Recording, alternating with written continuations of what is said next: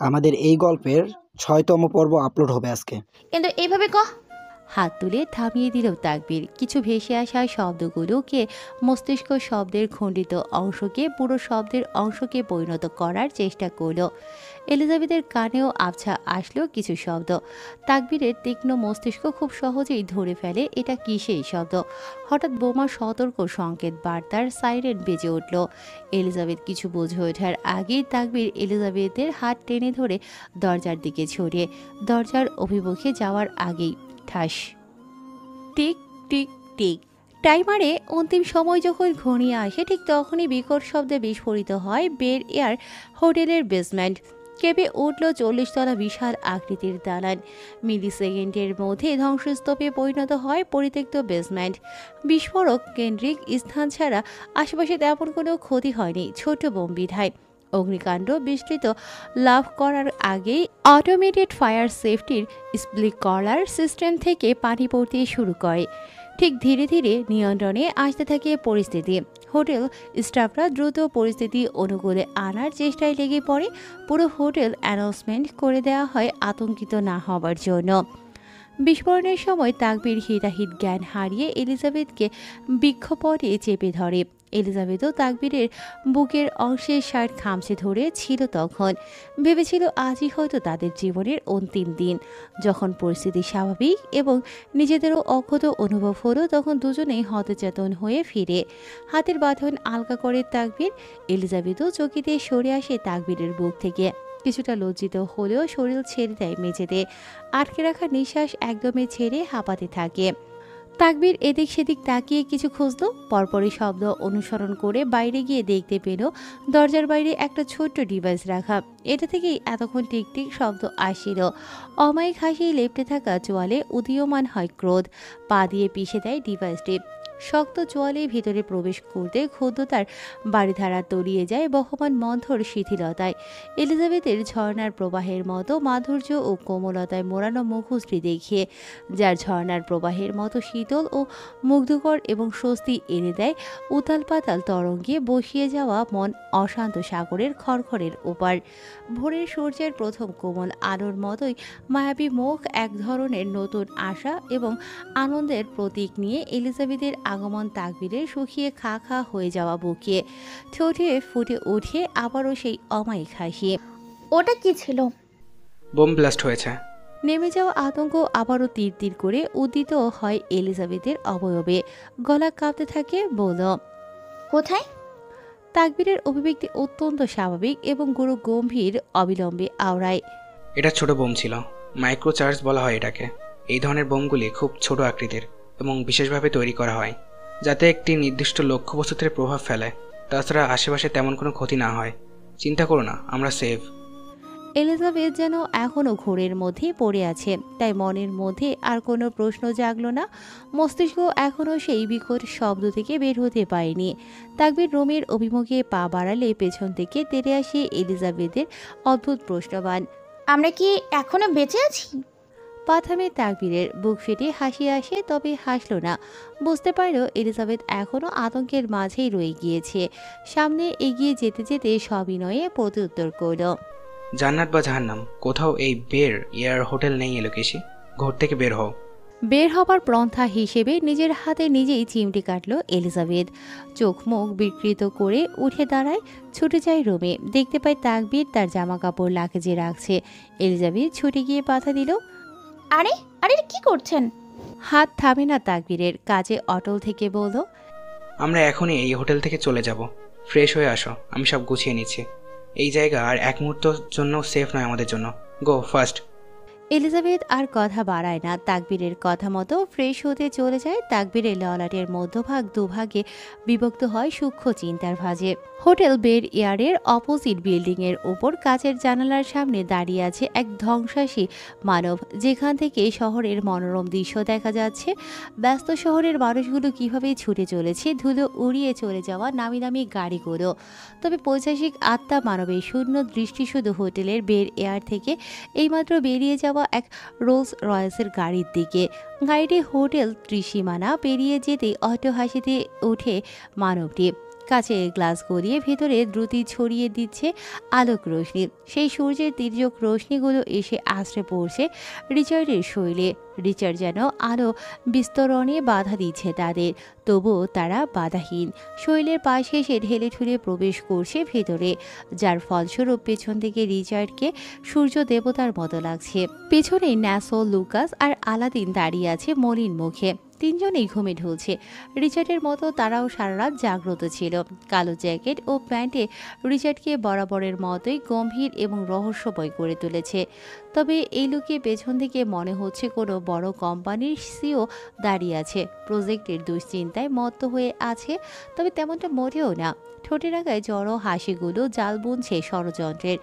Richard চোখ বন্ধ করে কিছু ভাবছে এবং মুখে চওড়া হাসি যেন অট্টহাসিতে ফেটে পড়ছে। শৈলের ভঙ্গি এবং অট্টহাসি এক ধরনের গোপন বিজয়ের ইঙ্গিত দিচ্ছে। এ যেন সে তার নিজের অর্জনে অথবা নিজের ভেতরের কোনো নৃশংস উন্মাদনায় মাতোয়ারার শক্ত চোয়ালে বিড়বিড় করল। You have to regret for your decision. Richard পিছন ঘুরে তা দেখে আলাদিন এক প্রকার দৌড়ে আসে আগ বাড়িয়ে জানতে চাইল, বস ঘুমাবেন তো? আপনি বললে এখানেই রুম বুক করে দিচ্ছি। রিচার্ডের লম্বা লম্বা পায়ের স্বতঃস্ফূর্ত কদম গুরুগম্ভীর কণ্ঠস্বর বলল। আন্ডারগ্রাউন্ডে যাব, নতুন কি মাল বেরিয়েছে একটু দেখে আসে। রিচার্ডের সাথে নিম্বাকৃতি আলাদিনের ছুটতে হচ্ছে। চেহারা মলিন স্মিত স্বরে বলল, এখনই যেতে হবে? মানে কাল থেকে ঘুম নেই আপনার? এত দূর জার্নি করে আসলেন। পায়ের গতিকে কমিয়ে থামিয়ে রিচার্ড শক্ত চোখে তাকালো আলাদিনের দিকে। রিচার্ডের শস্যব্যস্ত বিদ্যুৎ বেগী চাউনি দেখে চোয়াল ঝুলে গেল আলাদিনের। রিচার্ডের চোখে মুখে কাঠিন্যতার সঙ্গে চোয়াল ক্রোধে মটমট করতে থাকে। লঘুদেহী আলাদিনের উপর ঝুঁকে চিবিয়ে চিবিয়ে বলে, আমার লাইনে থাকতে হলে বিশ্রাম জিনিসটা কিতাব ভরে যেতে হবে। সুখ দুঃখ বর্জন করে নিজেকে পাথর বানাতে হবে, যেন মনে কখনো ব্যথা না লাগে। অক্লান্ত পরিশ্রম করে মানসিক ক্লান্তি আর একঘেয়েমি দূর করতে হবে। এত পরিশ্রম করতে হবে যে কখনো ক্লান্তি অনুভূতি না হয়। আবেগহীন বা সংবেদনশীলতা হয় মানব শরীরকে যান্ত্রিক মেশিনে কনভার্ট করতে হবে। Got it? পরপর 3 বার শুকনো ঢুক গিলে আলাদিন খেই হারিয়ে তড়িঘড়ি করে কয়েকবার মাথা ঝাঁকায়। ফ্রেশ হয়ে আসছে বলে রিচার্ড চলে যায়। ফোঁস নিঃশ্বাস ছাড়ে আলাদিন। তাকালো ন্যাসো আর লুকাসের দিকে। দুজনের মধ্যে কোনো রকম হীনমন্যতা দেখা গেল না, খুবই স্বাভাবিক। আলাদিন এবার হতাশায় দীর্ঘশ্বাস ফেলে। খুব করে বোধগম্য হয়ে যায় যান্ত্রিক মানবের সাথে এরাও যান্ত্রিক মেশিনে রূপান্তরিত হয়ে গিয়েছে। এই আলো, ক্ষিপ্ত হলো আলাদিন, তবুও তা বাইরে প্রকাশ হতে দিল না। শূন্য অভিব্যক্তিতে তাকায় লুকাসের দিকে। লুকাস পরিমার চাঁদের মতো ঝকঝকে 24 কপাটি বের করে এগিয়ে আসছে তার দিকে। আলাদিন ধরাশায়ী গলায় জবাব দিল, আমাকে এই নামটাকে বন্ধ করুন। তোকে আমি আলু বলে ডাকবো। এবার যা আবার হোক। তোর নামটা খুবই ভালো রে আলু। মানে? কারণ আলু হচ্ছে রয়্যাল সবজি, শীত গ্রীষ্ম বর্ষা কখনো ছেড়ে যায় না। চোয়াল শক্ত হলো আলাদিনের। দাঁতে দাঁত পিষতে পিষতে রুষ্ট গলায় বলল, প্রথম প্রেমে পড়লে যেমন গুলশানকেও আমেরিকা মনে হয়, তেমনি আপনারও আলাদিনকে আলু মনে হচ্ছে। শালা, তুই কি আমাকে অপমান করলি? জিভ কাটে আলাদিন তড়িঘড়ি করে উত্তর দিল, না না, এই সাধ্য আমার আছে কি? লুকাস তেসরা নজরে এক পলক ন্যাসোর দিকে তাকালো। ন্যাসো বিরক্তি মাখা মুখ নিয়ে ওদের দিকে তাকিয়ে। ন্যাসো অত্যন্ত ধৈর্যবান একজন, সবসময় সবকিছু ঠান্ডা মাথায় অবজার্ভ করবে। লুকাস আবারও দৃষ্টি ফেরায় আলাদিনের দিকে। ছোট্ট সাইজের আলাদিনকে প্রথম দিন থেকেই তার কাছে মোটো পাতলু জনের মতো লাগতো। চেহারা আকৃতি গঠনও কিছুটা তেমনই। এই তিক্ততার মাঝেও একটু এন্টারটেনমেন্ট করা যায়, এতে মন্দ হয় না। আলু, বিরক্তিতে চ উচ্চারণ করে প্রতিউত্তর করল আলাদিন। হ্যাঁ। ঠোঁট কামড়ে হাসল লুকাস। পরপর গলার গাম্ভীর্য এনে বিটলামি করে বলল, মেজাজ খারাপ? প্রচুর ঘুম পাচ্ছে। লুকাস ফেক হাম তুলে মুখের সামনে তুড়ি বাজিয়ে বলল, আমারও। থেমে গুরুগম্ভীর গলায় অপ্রত্যাশিত হাস্কি ভয়েসে বলল, I am depressed. You are depressed? Let's get undressed. নিস্তব্ধ কক্ষে যেন বোমা বিস্ফোরণের হলো এবার। ন্যাসোর চোয়াল ফাঁক হয়ে যায় বিস্ময়ে। আলাদিন এবার সংযম হারায় ভয়। লুকাসের দিকে শক্ত চোখে তাকিয়েও আবার কি মনে করে দৃষ্টি পরিবর্তন করে তুষ্ট হেসে বলল, আপনার কি মনে হয় আমরা কি এত ফর্সা ফর্সা মেয়ে রেখে আপনার মতো কালো মানিকের কাছে যাব? Sorry bro, I am not interested in black.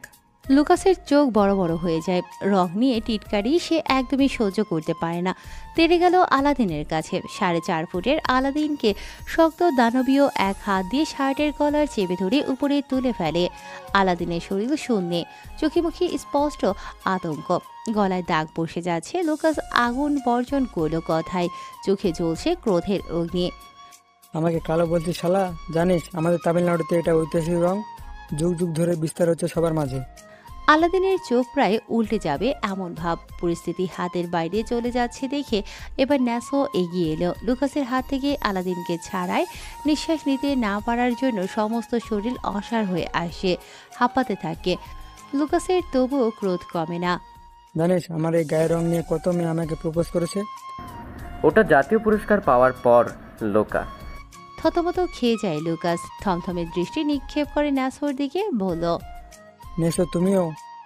ঘাড় ঘুরিয়ে ঠোঁট কামড়ে হাসল ন্যাসো। তবে গুরু গম্ভীর মুখশ্রীতে তা স্থায়ী হলো না বেশিক্ষণ।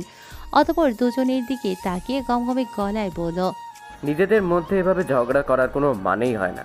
বস যে কাজ দিয়েছে তা কর, মরতে না চাইলে। বলে হনহনিয়ে চলে যায় ন্যাসো। তপ্ত শ্বাস ফেলে লুকাস। সামনে এক পা বাড়িয়েও আবার পেছন ফিরে তাকালো নিচে পড়ে থাকা আলাদিনের দিকে। ঠোঁট গোল করে গরম নিঃশ্বাস বের করে পেছনে ঘুরে দুর্বল আলাদিনকে কাঁধে তুলে নিয়ে আবারও হাঁটা দিল সামনে। লস অ্যাঞ্জেলসের একটা চিপা গলি থেকে বেরিয়ে খোলা রাস্তায় আসলো রিচার্ডরা। ভেতরে গাড়ি নেওয়া যায় না, রাস্তা সরু, তাই ওরা এখানে গাড়ি রেখে ভেতরে গিয়েছিল। রিচার্ডের পরনে সব সময়ের মতো একটি কালো স্যুট এবং স্যুটের কালারের অংশ কালো, যা ভেতরের কালো রঙের শার্টের সাথে তীব্র কন্ট্রাস্ট তৈরি করেছে। এই রঙের বিপরীতে রিচার্ডের চরিত্রকে আরও রহস্যময় এবং জটিল করে তোলে সব সময়ের মতো। কালো শার্ট, কালো বেল্ট এবং কালো প্যান্টের সাথে ওই লোকটি পুরোপুরি সিমসাম এবং মার্জিত, যা রিচার্ডের চরিত্রে উচ্চ পর্যায়ের ভিলেনের লুককে পূর্ণতা দিতে সক্ষম। গাম্ভীর্যতায় মোড়ানো ঠান্ডা এবং গভীর দৃষ্টি মানসিকতার গোপন শক্তি ইঙ্গিত দেয় রিচার্ডের। কপালের দুপাশ দিয়ে চুলগুলো বিছিয়ে আছে এলোমেলো থাকার কারণ আজ কানের নিচে ধনুকের ফলা ট্যাটুটি সুস্পষ্ট উদীয়মান। হঠাৎ করে রিচার্ডের মস্তিষ্ক অজানা কারণে কোনো কিছুর একটা ইঙ্গিত দেয়, তার ষষ্ঠ ইন্দ্রিয় কিছুর আভাস দিয়েছে। রিচার্ড তীক্ষ্ণ দৃষ্টিতে নিক্ষেপ করে আশেপাশে। হঠাৎ করে একটা অর্ধনগ্ন মাতাল মেয়ে রাস্তার পাশ দিয়ে যাওয়ার সময় ঢুলতে ঢুলতে রিচার্ডের উপর এসে পড়ে। সঙ্গে সঙ্গে রিচার্ডের চেহারায় হিংস্রতা ফুটে উঠল। থমকে যাওয়া মস্তিষ্কটা ফিরে গেল তার চিরাচরিত পৈশাসিক আত্মায়। ধাক্কা মেরে মেয়েটিকে গা থেকে ছুঁড়ে ফেলে। কোটের ভেতর থেকে গান বের করে মেয়েটির দিকে তাক করে টিকারে প্রেস করতে করতে হিংস্রতার প্রভাবে বিড়বিড়িয়ে ওঠে পৈশাসিক সাইকো মস্তিষ্ক। You bloody bit! পেছন থেকে ছুটে আসে মেয়েটির বয়ফ্রেন্ড, সেও ড্রাঙ্ক, তবুও কন্ট্রোলে। রিচার্ডের গান পয়েন্টের সামনে দুহাত মেলে দাঁড়িয়ে বলতে থাকলো, hey man, hey, drop the gun, she is my girlfriend, sorry bro. ব্যাপারটা এত দ্রুত ঘটেছে যে লুকাস নাসো দুজনেই হতভম্ব। আলাদিনের চেহারা দেখার মতো হয়ে আছে, ভয়ে ভেতরে চুপসে গিয়েছে একদম। এই ভরা প্লেসে মার্ডার করা মানেই হট নিউজ, আর নিউজে খবরটা নিশ্চয়ই লাগ ভেগাস যাবে। যদি কোনোভাবে মাফিয়া লিডার অ্যালেক্সের কাছে রিচার্ড আমেরিকায় আসার খবর যেতে পারে, তাহলে তৃতীয় বিশ্বযুদ্ধ হতে দেরি নেই। আলাদিনের বডিগার্ডরা সংকীর্ণ হয়ে তাকিয়ে আছে তার পানে। হঠাৎ কি মনে করে রিচার্ড গান নামিয়ে ফেলে। বন্দুকের সরু নলের ইশারায় ছেলেটিকে বলল চলে যেতে। ছেলেটি এক মুহূর্ত সময় ব্যয় না করে মাতাল মেয়েটিকে তুলে সঙ্গে সঙ্গে স্থান ত্যাগ করে। স্বস্তির নিঃশ্বাস ছাড়ে আলাদিন। রিচার্ডের চোয়াল ক্রোধে মটমট করছে। খোলা উত্তপ্ত আকাশের নিচে উত্তপ্ত খড়খড়ে মরুভূমির মতো গালের মধ্যে ভাগের কাটা দাগ রোদের সাথে যেন চুক্তিতে আবদ্ধ হয়েছে। দুজনেই চকচক করছে। গা থেকে কোট খুলে পাশের ওয়েস্টবিনে ফেলে দিল রিচার্ড। ন্যাসো গিয়ে ড্রাইভিং সিটে গিয়ে বসলো। লুকাস ডোর খুলে দেয় রিচার্ডের জন্য। গাড়িতে উঠতে গিয়েও থেমে যায় রিচার্ড। তার ষষ্ঠ ইন্দ্রিয় বলছে কোনো গড়বড় আছে। লুকাসের দিকে তাকিয়ে চোখে চোখে কিছু একটা বোঝালো রিচার্ড। লুকাস মুখে কোনো প্রত্যুত্তর না করে শুধু চোখের পলক ফেললো। অতঃপর নিজে আগে গিয়ে গাড়িতে বসলো। ন্যাসো লুকাসকে রিচার্ডের জায়গায় বসতে দেখে ভ্রু কুঁচকে পেছনে তাকালো। রিচার্ড একইভাবে ন্যাসোকেও কিছু বোঝায়।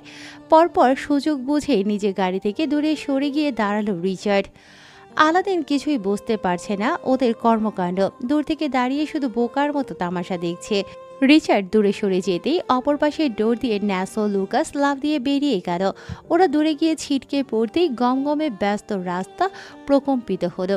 গাড়ির পার্টসগুলো শূন্যে উঠতে থাকে। বিস্ফোরণের সাথে সাথে গাড়িতে আগুন ধরে যায়। ধোঁয়া কুণ্ডলীগুলো স্বচ্ছ আকাশে আধার নামিয়ে আনে। বিস্ফোরণের শব্দের তীব্রতায় আতঙ্কিত হয় সকলে এবং আশেপাশের পরিবেশ কেঁপে উঠল। আশেপাশের মানুষ ও অন্যান্য যানবাহনগুলো দ্রুত নিরাপদ দূরত্ব বজায় রেখে দূরে সরে যায়। মুহূর্তের মধ্যে ছিমছাম পরিবেশ রণক্ষেত্রে পরিণত হয়। রিচার্ড শিকারের দৃষ্টি এদিক সেদিকে তাকাতেই থাকে। সুগভীর নিকট সমুদ্র নীল চোখ থেকে অগ্নিশিখা বিচ্ছুরিত হচ্ছে। হঠাৎ চোখ আটকায় সামনের একটি বাইকের দিকে। রিচার্ডের তীক্ষ্ণ দৃষ্টি তার উপর যেতেই তৎক্ষণাৎ হাতে থাকা ছোট্ট রিমোট জ্যাকেটের ভেতর ঢুকিয়ে বাইক স্টার্ট দেয় লোকটি। লুকাসেরও কালো জামা হওয়ায় লোকটি ভেবেছিল লুকাসই রিচার্ড। লুকাস যখন গাড়ির ভেতর ঢোকে তখনই সামনে দিয়ে একটা ট্রাক যায়, যার কারণে দেখতে পায়নি রিচার্ড যে পেছনে সরে গিয়েছিল। কাজ হয়েছে ভেবেই রিমোটে প্রেস করে আর ব্লাস্ট হয়ে যায়। কিন্তু সে জানতো না তার আগেই যে লুকাস আর ন্যাসো গাড়ি থেকে নেমে গিয়েছিল এবং রিচার্ড সকল প্ল্যান বুঝে গিয়েছিল। এটাও ভাবতে পারেনি রিচার্ডের বাস পাখি নজরে পড়ে যাবে। আলাদিন যেন এখনো ঘোরের মধ্যে আছে। তার ঘোরের মধ্যে দিয়ে রিচার্ড পাশের একটি ক্যাফের সামনে থেকে বাইক নিয়ে ছুটিয়ে ওই বাইকটির পেছনে। ন্যাসো লুকাস রিচার্ডের পিছু নেবার আগেই রিচার্ড ধুলো উড়িয়ে মুহূর্তের মধ্যে স্থান ত্যাগ করে। আলাদিন নিজেকে ধাতস্থ করে পরপর 3 বার ঢোক গিলে গিয়ে দাঁড়ালো ন্যাসোর পাশে।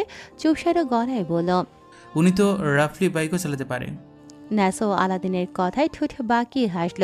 পরপর বাষ্পের ন্যায় বাইকের ইঞ্জিন থেকে নির্গত ধোঁয়ার দিকে তাকিয়ে দাপুটে গলায় বলল, হি ইজ অ্যান অলরাউন্ডার। ক্যালিফোর্নিয়ার প্রশস্ত ও মসৃণ হাইওয়ে ধরে দুটি বাইক বেসামাল গতিতে এগিয়ে যাচ্ছে। স্পিড এবং কন্ট্রোল দেখে বোঝা যাচ্ছে দুজনেই খুবই দক্ষ। তাদের প্রতিটি বাঁক, প্রতিটি ওভারটেকিং এবং প্রতিটি গতি নিয়ন্ত্রণে প্রকাশ পাচ্ছে তাদের দক্ষতা। দু বাইকের গতি এবং গর্জনরত ইঞ্জিনের শব্দ পুরো পরিবেশে উত্তেজনা ছড়িয়ে যাচ্ছে।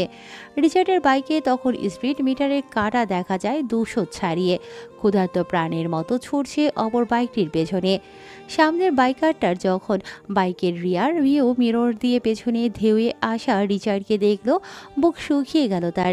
বাইকের স্পিড বাড়ায় আরও। বারবার মিরর দিয়ে পেছনে দেখতে থাকে। সে জানে একটু ভুল করলে প্রতিপক্ষ রিচার্ড তাকে ধরে ফেলবে এবং আজই তার মৃত সুনিশ্চিত। তাই লোকটা দ্রুত বাঁক নেয় এবং রাস্তার প্রতিটি অংশকে কাজে লাগিয়ে নিজেকে সামনে রাখার চেষ্টা করে যাচ্ছে। রিচার্ডও শিকার ছেড়ে দেয় লোক না, ক্রমাগত গতির উপর চাপ দেয়। ইঞ্জিনের গর্জন আরও তীব্র হতে থাকে এবং প্রতিটি সুযোগ কাজে লাগিয়ে সামনে থাকা বাইকারকে ধরার চেষ্টা করে। রিচার্ডের ড্রাগন এবং ইটালিয়ান অক্ষরে ট্যাটু করা হাতের খপ্পরে বাইকের গিয়ার। লোকালয় ছাড়িয়ে বাইকগুলো ছুটে চলছে পাহাড়ি ঢালু পিচঢালা রাস্তায়। রাস্তার ওঠানামা বাঁকানো অংশ এবং সামনের দিক থেকে আসা অন্যান্য মালবাহী ট্রাকগুলো তাদের এই চোর পুলিশের রেসকে আরও কঠিন করে তোলে। সামনের বাইকারটি যত নিজেকে রক্ষা করার চেষ্টায় স্পিড বাড়িয়ে ছুটতে থাকে বাঁচার আশায়। রিচার্ডেরও সেখানে সমস্ত মনোযোগ একটি সুযোগ খুঁজিয়ে তাকে ধরার জন্য। হেরে যাওয়া পাত্র রিচার্ড নয়। নিজের শিকারকে পাতাল থেকে হলেও খুঁজে বের করে এনে নৃশংস মৃত্যু উপহার দেবে। হাইলি মডিফাই বাইক হওয়ায় ট্র্যাকিং এর ওপর ঝুঁকে চলতে হচ্ছে, যার ফলে বাতাসের সকল ঝাপটা বুকের মধ্যে পড়ছে। বাতাসের তোড়ে রিচার্ডের শার্টের উপরের কয়েকটি বোতাম ছিঁড়ে যায় এবং কলারের দুপাশের অংশ বারবার এলোমেলোভাবে উড়ে ঝাপটে বাড়ি খাচ্ছে প্রশস্ত বুকে। আক্রমণাত্মকভাবে ছুটে চললেও এই লোকে খুবই আকর্ষণীয় লাগছে গ্যাংস্টার বসকে। ঝুঁকিপূর্ণ পাহাড়ি রাস্তায় বারবার পেছন ফেরার জন্য হঠাৎ নিয়ন্ত্রণ হারিয়ে সামনের বাইকটি খাদের নিচে পড়ে যায়।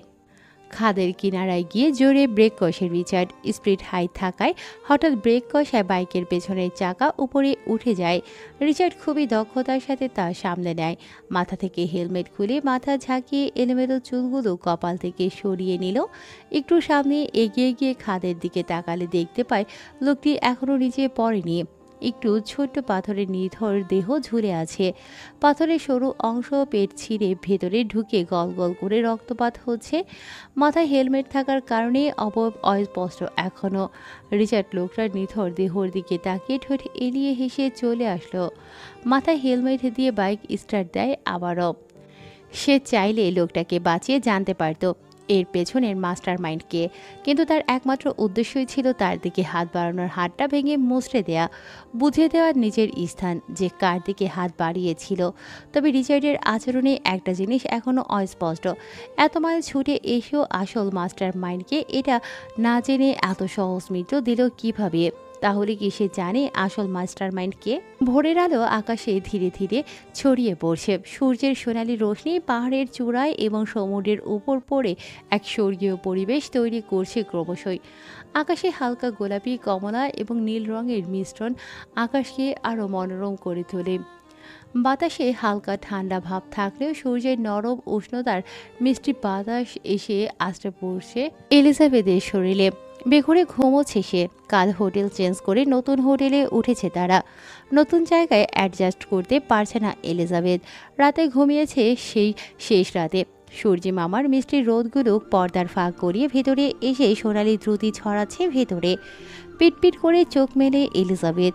আড়ম্বরপূর্ণ ঘুম ভেঙে মোচড়ামুচড়ি করতে থাকে নরম বিছানায়। হঠাৎ হাত যায় বালিশের পাশে, হাতে কিছু একটা লাগে। জিনিসটি হাতে তুলে নিল এলিজাবেথ। আদো আদো চোখ মেলে তাকিয়ে দেখে এক টুকরো কাগজ ভাঁজ করা। ভাঁজ খুলতেই ঘুম ছুটে যায় এলিজাবেথের। ঘুমালে তোমাকে আরো বেশি সুন্দর লাগে, মাই ফাকিং ডার্ক রেড। এলিজাবেথের চিৎকারে পাশের রুম থেকে ছুটে আসে তাকবীর। দরজার সামনে এসেই দেখতে পায় এলিজাবেথ দু হাতে কান চেপে হাঁটুতে মুখ গুজে হাঁপাচ্ছে, পুরো শরীর কাঁপছে। তাকবীর ছুটে গেল এলিজাবেথের কাছে। এলিজাবেথ কোনো কথা বোঝে না, অদ্ভুতভাবে কাঁপছে। শুধু আঙুল তুলে সামনে দেখালো। সামনে তাকাতেই চোয়াল শক্ত হয়ে আসে তাকবীরের। দেয়ালে রক্ত দিয়ে লেখা। ক্যালিফোর্নিয়ার একটি বৃহত্তম শহর হল সান ফ্রান্সিসকো। আমেরিকার পঞ্চমতম বৃহত্তম ঘনবসতির শহর হল সান ফ্রান্সিসকো। সান ফ্রান্সিসকো মূলত পাহাড়ের উপর গড়ে উঠেছে। এখানে প্রায় 50টি পাহাড় রয়েছে। এগুলোর মধ্যে অন্যতম হল টুইন পিক। টুইন পিক থেকে গোটা সান ফ্রান্সিসকোর অসাধারণ ভিউ পাওয়া যায়। এই শহরের অন্যতম গুরুত্বপূর্ণ আকর্ষণ হচ্ছে খাড়া পাহাড় ও ক্যাবল কার। এখানকার ক্যাবল কার আমেরিকার একমাত্র ম্যানুয়ালি পরিচালিত কেবল কার। এই কেবল কারকে আমেরিকার এই জাতীয় ঐতিহাসিক ম্যানুপ্যান্ট হিসেবে ধরা হয়, যা পৃথিবীর একমাত্র চলমান ম্যানুপ্যান্ট। কেবল কারের ভেতর একটি কাচের জানালা, যা দিয়ে বাইরে তাকালে পাহাড়ের উপরে নীলচে সবুজ মেঘের চাদর, নিচে ছোট্ট গ্রামগুলো আর কিছু দূরেই ঘন সবুজ বনজঙ্গল দেখা যাচ্ছে। কেবল কারটি আস্তে আস্তে উপরের দিকে উঠছে। এই ভ্রমণের মুহূর্তগুলো শূন্য দৃষ্টিতে তাকিয়ে দেখছে এলিজাবেথ। শূন্য দৃষ্টিতে ও রয়েছে এক ধরনের মুগ্ধতা, যেন তার চারিপাশের প্রকৃতির সৌন্দর্য মনের গভীরে গেঁথে যাচ্ছে।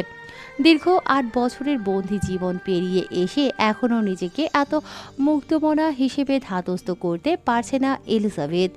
এখনও মনে হচ্ছে এগুলো ভোর রাতের সেই স্বপ্নগুলো, যা ফজরের আজারে ঘুম ভাঙার সাথে সাথে লাপাত্তা হয়ে যেত। এলিজাবেথের পরনে লম্বা হালকা ফ্লোয়ার প্রিন্টের স্কার্ট, যা হাওয়ার হালকা দুলছে। তার সাথে রয়েছে উষ্ণতাজনক একটি সোয়েটার। ব্রাউন কালারের সোয়েটার এলিজাবেথের তুলতুলে নরম তনুতে একদম মিশে রয়েছে। গায়ের কালারের সাথেও যেন সক্রিয়তা খুইয়েছে। স্নিগ্ধ স্বাচ্ছন্দ্যময় লুকে দেখা যাচ্ছে এলিজাবেথকে। সেই সাথে ঠোঁটের আগায় জড়ো হয়েছে মিষ্টি হাসি। এগুলো বাস্তব, কোনো অবাস্তব স্বপ্ন নয়। সেও উঠতে পারছে মুক্তমনা পাখির মতো। প্রশান্তিময় হাসির স্পষ্ট ঝলকানি অষ্টপটের গহ্বরের ফাঁক গলে ছুটে চলল প্রাপ্তির হাসি, যেই হাসি মিশে গেল আকাশে বাতাসে। মুহূর্তগুলো থেমে থাকুক, মিশে থাকুক এভাবে স্নিগ্ধ বাতাসের মাঝে, আর এলিজাবেথ ডুবে থাকুক প্রকৃতির মাঝে।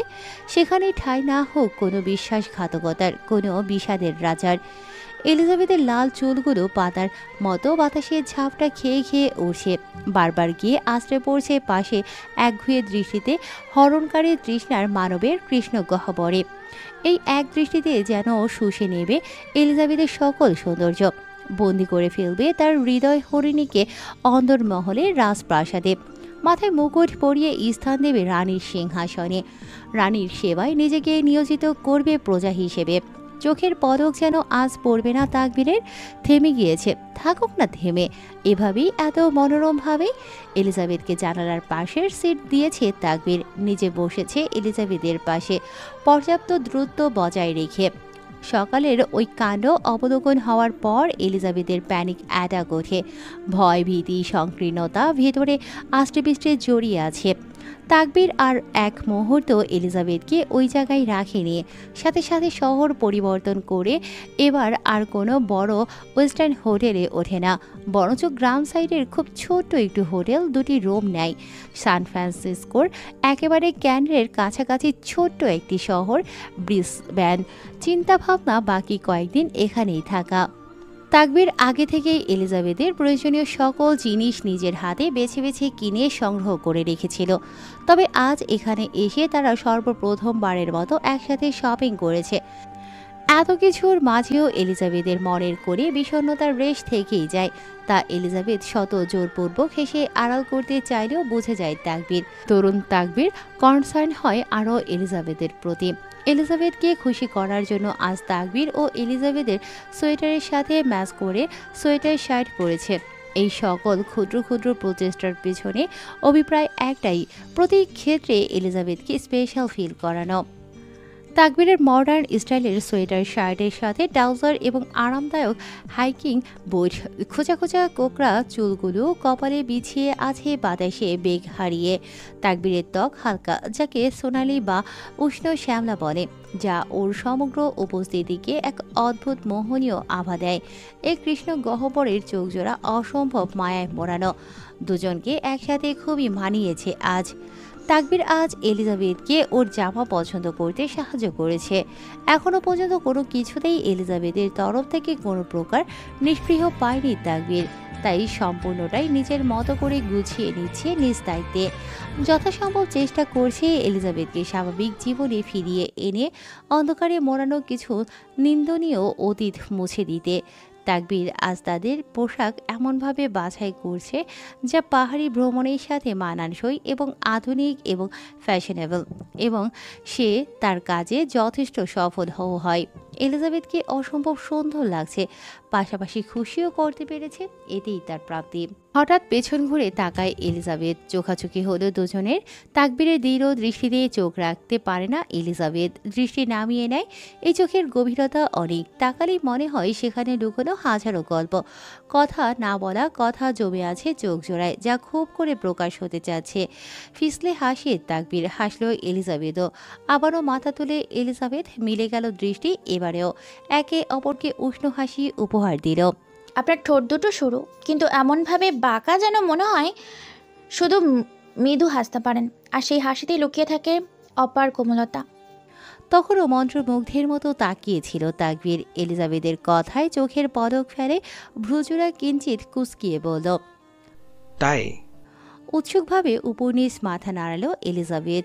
এই ছোট্ট একটুখানি কনসার্নেস তাকবীরের তৃষ্ণার্ত হৃদয়ে এক টুকরো আহারের যোগান দিল। হালকা দাড়িযুক্ত গাল প্রসারিত করে হাসলো তাকবীর, একদম 24 কপাটি বের করে হেসে বলল, আমি এভাবেও হাসতে পারি, তবে এভাবে শুধু তোমার জন্যই হাসি। ছোট ছোট চোখ করে তাকায় এলিজাবেথ, বলে, কেন কেন? তাকবীরের বিলম্বহীন জবাব, এর উৎসও যে তুমি। গাম্ভীর্যহীন, কোমল এবং আন্তরিকতা মেশানো কণ্ঠে এক সুগভীর নিকোষ কালো মায়াবী চোখ জোড়ার গভীর চাহনিতে এবার কিছুটা লজ্জা পেল বটে এলিজাবেথ। তাকবীরের এহেন কণ্ঠে মনে এক কোমল আবেশ ছুঁয়ে দেয়। এলিজাবেথকে বেশিক্ষণ লজ্জায় থাকতে দিল না তাকবীর। বন্ধু হবে? এলিজাবেথ এবার পূর্ণ দৃষ্টি দিল তাকবীরের কৃষ্ণ গহ্বরে। নেত্রদয়ে চকচকে কৌতূহল লেপ্টে আছে। হাসল তাকবীর অমায়িক হাসি, জড়তাবিহীন গলায় সবিনয়ে আওড়ালো, চলো আমরা আগে বন্ধু হই। স্বামী স্ত্রীর সম্পর্কে চেয়ে বন্ধুত্বের সম্পর্কই আরও বেশি মূল্যবান, কারণ ভালো বন্ধুই একজন আরেকজনকে গভীরভাবে বুঝতে শেখায়। তাই আমাদের আগে বন্ধু করে একে অপরকে জানার, বোঝার সুযোগ দিতে হবে। বন্ধুত্বের মধ্য দিয়ে সম্পর্কের মধ্যে এমন এক দৃঢ়তা আসবে যা পরস্পরকে আরও কাছাকাছি নিয়ে আসবে এবং একে অপরকে আরও গভীরভাবে বুঝতে সহায়তা করবে। আমাদের এই বন্ধুত্বই হবে আমাদের সম্পর্কের ভিত্তি। যা সময়ের সঙ্গে আরও শক্তিশালী হয়ে উঠবে। হবে আমার বন্ধু এলোকেশী। চেয়ে থাকলো এলিজাবেথ। গাঢ় দৃষ্টিতে ভিজে আসছে চোখ। দুপাশে মাথা নেড়ে অগ্রাম সংকেত দিল তাকবীর। ঠোঁট কামড়ে কান্না আটকানোর চেষ্টা করল এলিজাবেথ। চোখে মুখের অবস্থা দেখে মনে হচ্ছে শোকে মূর্ছা যাচ্ছে। চোখে পানি সমেত হাসল এলিজাবেথ। ফ্যাসফ্যাসে আওয়াজে বলল, আপনি আমায় এত কেন বুঝছেন? জবাব দেয় না তাকবীর। নির্নিমেষ তাকিয়ে থাকে তার বোকা রানীর দিকে, যে একটু কিছু বলেই ভ্যা ভ্যা করে কান্না শুরু করে দেয়। নিজেকে ধাতস্থ করে এলিজাবেথ, অতঃপর বলল, ধন্যবাদ আমাকে সহজ হওয়ার সুযোগ করে দেওয়ার জন্য। পরপর থেমে নিজের পেরোবো হাত বাড়িয়ে দিল তাকবীরের অভিমুখে, দিয়ে বলল, বেস্ট ফ্রেন্ড হবেন আমার, যেখানে সম্পর্কের ভিত্তি হবে নিঃস্বার্থ বিশ্বাস আর সন্দেহ থাকবে দূরতম। ক্লান্ত পথিকের মতো যখন পথের মাঝে বসে পড়ব, তখন কি আপনি নির্ভরতার সেই শক্ত হাত বাড়িয়ে দিবেন? বিপদে বিশ্বাসী হাত হিসাবে সবার আগে আপনার হাত এগিয়ে আসে, যেখানে অনুমতির প্রয়োজন হবে না স্পর্শ করার জন্য। ভালো মানুষটা কি হবে আমার বেস্ট ফ্রেন্ড? যেই বন্ধুত্বের প্রতি মুহূর্তে মনে করিয়ে দিবে, হ্যাঁ এটাই আমার বেস্ট ফ্রেন্ড, যে আমার পাশে আছে নিঃস্বার্থে নিঃশর্তে অত্যন্ত ভরসায়। তাকবীর আবেশিত দৃষ্টিতে তাকিয়ে থাকলো দীর্ঘক্ষণ এলিজাবেথের পানে। এমন কথা এলিজাবেথের কাছ থেকে সে মোটেও আশা করেনি এত দ্রুত। সন্ধি ফিরতে এক মুহূর্ত আর ব্যয় করল না তাকবীর। মিলিয়ে দিল দু হাতের বাঁধন। ঠোঁট প্রসার করে হাসল দুজনেই। হঠাৎ তাকবীর পেছন থেকে একটা বক্স বের করে সামনে ছোট্ট টেবিলের উপর রাখল। এলিজাবেথ একবার বক্সটার দিকে তাকাচ্ছে, আবার তাকাচ্ছে তাকবীরের দিকে। তাকবীর এলিজাবেথের কুঁচকানো হৃদয় দেখে ঠোঁট কামড়ে হাসল। বন্ধুত্বের সূচনা হিসেবে আমার তরফ থেকে ছোটখাটো একটা তোফা। কিন্তু কোনো কিন্তু না, জাস্ট ওপেন ইট। মৃত ধমক মিশ্রিত কণ্ঠে উপায়ন্তর না পেয়ে বক্সটির উপরের অংশ সরালো। লাল গোলাপের অজস্র পাপড়ি দেখে অতর্কিত আধার নামলো অবয়বে। নিচু সরিয়ে প্রতি উত্তর করল, লাল গোলাপ আমার পছন্দ নয়। খানিকটা অবাক হলো তাকবীর। তার জানা মতে এলিজাবেথের ফুল খুবই পছন্দ, বিশেষ করে লাল গোলাপ। কিন্তু তোমার তো ওটা আগে ছিল। সবসময় যে মানুষের পছন্দ এক থাকবে তেমনটা তো কোথাও লেখা নেই। তাকবীর বুঝল না হঠাৎ এলিজাবেথের অযাচিত রাগের কারণ। তবে ঘাটল না আর, প্রসঙ্গ পাল্টে বলল, আচ্ছা সরি, নেক্সট টাইম আর এমন হবে না। এবার এটার ভিতরে দেখো কি আছে। এলিজাবেথ কোনো বাক্য ছাড়া পাপড়ির ভেতর হাত রাখল। হাতে আরেকটা বক্সের মতো কিছু অনুভূত হলো। বক্সটা পাপড়ির ভেতর থেকে বাইরে বের করে আনতেই চোখ ছানা বড়া হয়ে যায় এলিজাবেথের। তাকবীর চোখে ইশারায় বলল বক্সটিকে আনবক্সিং করতে। এলিজাবেথ বোকার মতো তাই করল। চোখ জোড়ানো বিস্ময়তা। বক্সের ভেতর থেকে বেরিয়ে এলো একটা আইফোনের latest version, iPhone 16 pro max. এলিজাবেথের কপালে সূক্ষ্ম ভাঁজ। এটা কার? কার হাতে এটা? আমার। তাহলে তোমারই? এটা তো মনে হচ্ছে খুব দামি। তবুও তোমার কাছে নস্যে। এইভাবে মাথায় তুলবেন না আমায়। তুলিনি তো, মাঝে মাঝে খুব খুশকি হয়, তাই বুকের মধ্যে নেওয়ার চেষ্টা করছি। ওখানে রক্তক্ষরণ ছাড়া আর তেমন কোনো প্রতিকূলতা নেই। বলে ঠোঁটে ঠোঁট চেপে হাসল তাকবীর। এলিজাবেথ স্তব্ধ। তা দেখে তাকবীর আবারও বলতে শুরু করল, তুমি আমার পোষা পাখি, তবে সম্পূর্ণ মুক্ত।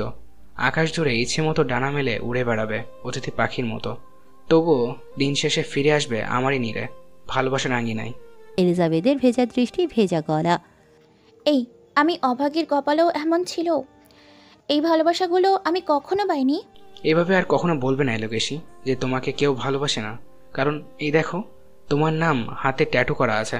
আমি এই পৃথিবীর সবচেয়ে নিবেদিত প্রাণ মানুষ তোমার জন্য। আর ভালোবাসায় পূর্ণ হবে তুমি। তোমার কোনো ক্ষতি আমি কখনোই হতে দেব না। আমি শেষ নিঃশ্বাস পর্যন্ত তোমার পাশে থাকবো, তোমার হাতে ধরে রাখবো। আর মৃত্যুর পরও আমি তোমার সঙ্গ ত্যাগ করব না। আত্মার মতো তোমার কাছেই থাকবো। তুমি আমার কাছে শুধু কিছু নও, তুমি আমার কাছে সব কিছু। এলিজাবেথ তাকায় তাকবীরের বা হাতের কবজিতে। অতপর শিরশিরে অনুভূতিতে নিভু চোখে চাইল তাকবীরের দিকে। তাকবীরের হাতের কবজিতে থেকে কনিষ্ঠ আঙুল বরাবর এলিজাবেথের নাম ইংলিশে লেখা। এলিজাবেথের চোখে মুখে এখনো বিস্ময়তা। কেঁদে দেবে মেয়েটা এখনই। এত সব কখন করলেন? এইভাবে সারাক্ষণ পাশে থেকেই কখন কিভাবে করেছেন এত কিছু? সবকিছু মনে হচ্ছে পূর্ব থেকে কত শখ করে আয়োজন করা। এই প্রসঙ্গ পুরোপুরি এড়িয়ে গেল তাকবীর। কেবলকার দাঁড়ালো একটি স্পপে। তাকবীর উঠে দাঁড়ায়, কণ্ঠস্বর গভীর, বলল, একটা দামি অ্যাডভাইস দেই। এলিজাবেথের কণ্ঠস্বরের আশা করল না তাকবীর, নিজে থেকেই সবেগে আওড়ালো। Moving on isn't about forgetting them, it's means what you are without them. বলে সামনে এগোতে থাকলো তাকবীর। এলিজাবেথের মনের ভেতর এক অদ্ভুত আর সুন্দর অনুভূতি তৈরি হয়। শুরু হয় বন্ধুত্বের সূচনা। থাকবে না আর কোনো প্রকার জড়তা, শুধু চোখের চাহনি কিংবা অজানা কোনো অভ্যন্তরীণ অনুভূতির মাধ্যমে একে অপরের মনের কথা বুঝে ফেলা হবে। এই ধরনের সম্পর্ক গভীরতা, সমঝোতারি এবং অগোচরে একে অপরকে বোঝার এক নিখুঁত নিদর্শন হয়ে উঠবে। শোনা গেল তাকবীরের উচ্চস্বর। এলোকেশি, জলদি নামো, গাড়ি ছেড়ে দিবে, আমরা আবার টুইন পিক যাব। এলিজাবেথের চেহারায় স্বচ্ছ এক অনাবিল প্রশান্তি ও উচ্ছ্বাস ফুটে ওঠে। অনেক দিনের আটকে থাকা অনুভূতিগুলো ধীরে ধীরে মুক্তি পেয়ে ছুটে আসে। বিক্ষোভে হালকা অনুভব হয় আর আনন্দে ভরে ওঠে। চারপাশে সব কিছু সুন্দর ও উজ্জ্বল লাগতে শুরু হয়। উৎফুল্ল গলায় চেঁচিয়ে বলল, আসছি ভালো মানুষ। I think it's time for you to return, Naso. ঠোঁট কামড়ে নিঃশ্বাস আটকে চোখ বন্ধ রাখে ন্যাসো। নত দৃষ্টি নিবিষ্ট পাশেই চুপসানো মুখে দাঁড়িয়ে আছে লুকাস। আপাতত আলাদিন বা তার দলবল কেউই এখানে নেই। গা ছমছমে পরিবেশ, নিস্তব্ধতা বিরাজ করছে সম্পূর্ণ কক্ষ জুড়ে। হাতে থাকা ওয়াইনের গ্লাস ছুঁড়ে মারে রিচার্ড। ঝনঝন শব্দে ভেঙে চুরমার হলো, ছড়িয়ে ছিটিয়ে পড়ল মেঝেতে। রিচার্ডের কপালের পাশের রগগুলো ফুলে ফেপে উঠেছে। তীর তীর করে বাড়তে থাকে ক্রোধ। ঝাঁঝালো কণ্ঠে চেঁচালো, ধ্যান কোথায় থাকে তোমার? বাংলাদেশ থেকে আসার পর থেকে দেখছি সবকিছুতে অমনোযোগী তুমি।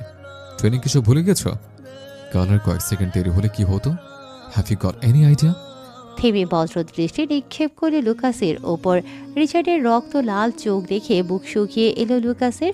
উগ্রতা ভেঙে হিংস্র প্রাণীর মতো গর্জে উঠল রিচার্ড আবারও। তোমার কাছে তো হ্যান্ড হেল্ড মেটাল ডিরেক্টর ছিল না? Are you guys fucking kidding with me? মিয়ে যায় দুজনেই। আবারও শোনা গেল রিচার্ডের হুঙ্কার। নাসোর দিকে তাকিয়ে কর্কশ গলায় চেঁচিয়ে বলল, গো ব্যাক টু বাংলাদেশ। নাসর অভিব্যক্তি নিটল। 2 কদম এগিয়ে আসলে কণ্ঠে অনুতপ্ততার রেশ নিচু স্বরে বলল, sorry boss, give me one more chance. Richard কায়নাতের কাছে সুযোগ বলে কিছু হয় না। Probably you forgot that. শক্ত গোছের নাসর চেহারায় এবার ফুটে উঠল ভীতি। পরপর 3 বার ঢোক গিলে গলা ভিজিয়ে আবারও বলতে চাইল। লাস। থামিয়ে দিল রিচার্ড। কাউচে বসা অবস্থায় নাসর দিকে না তাকিয়ে একটা ফাইল এগিয়ে দিল। নাসর রিচার্ডের পেছনে দাঁড়িয়ে থাকা ফাইলটি হাতে নিল। রিচার্ড ঠোঁটের কোণায় জড়সড় হয় শয়তানি বিদঘুটের হাসির। সন্ধ্যা ফ্লাইট। কাজ হয়ে যাবে বস। গো।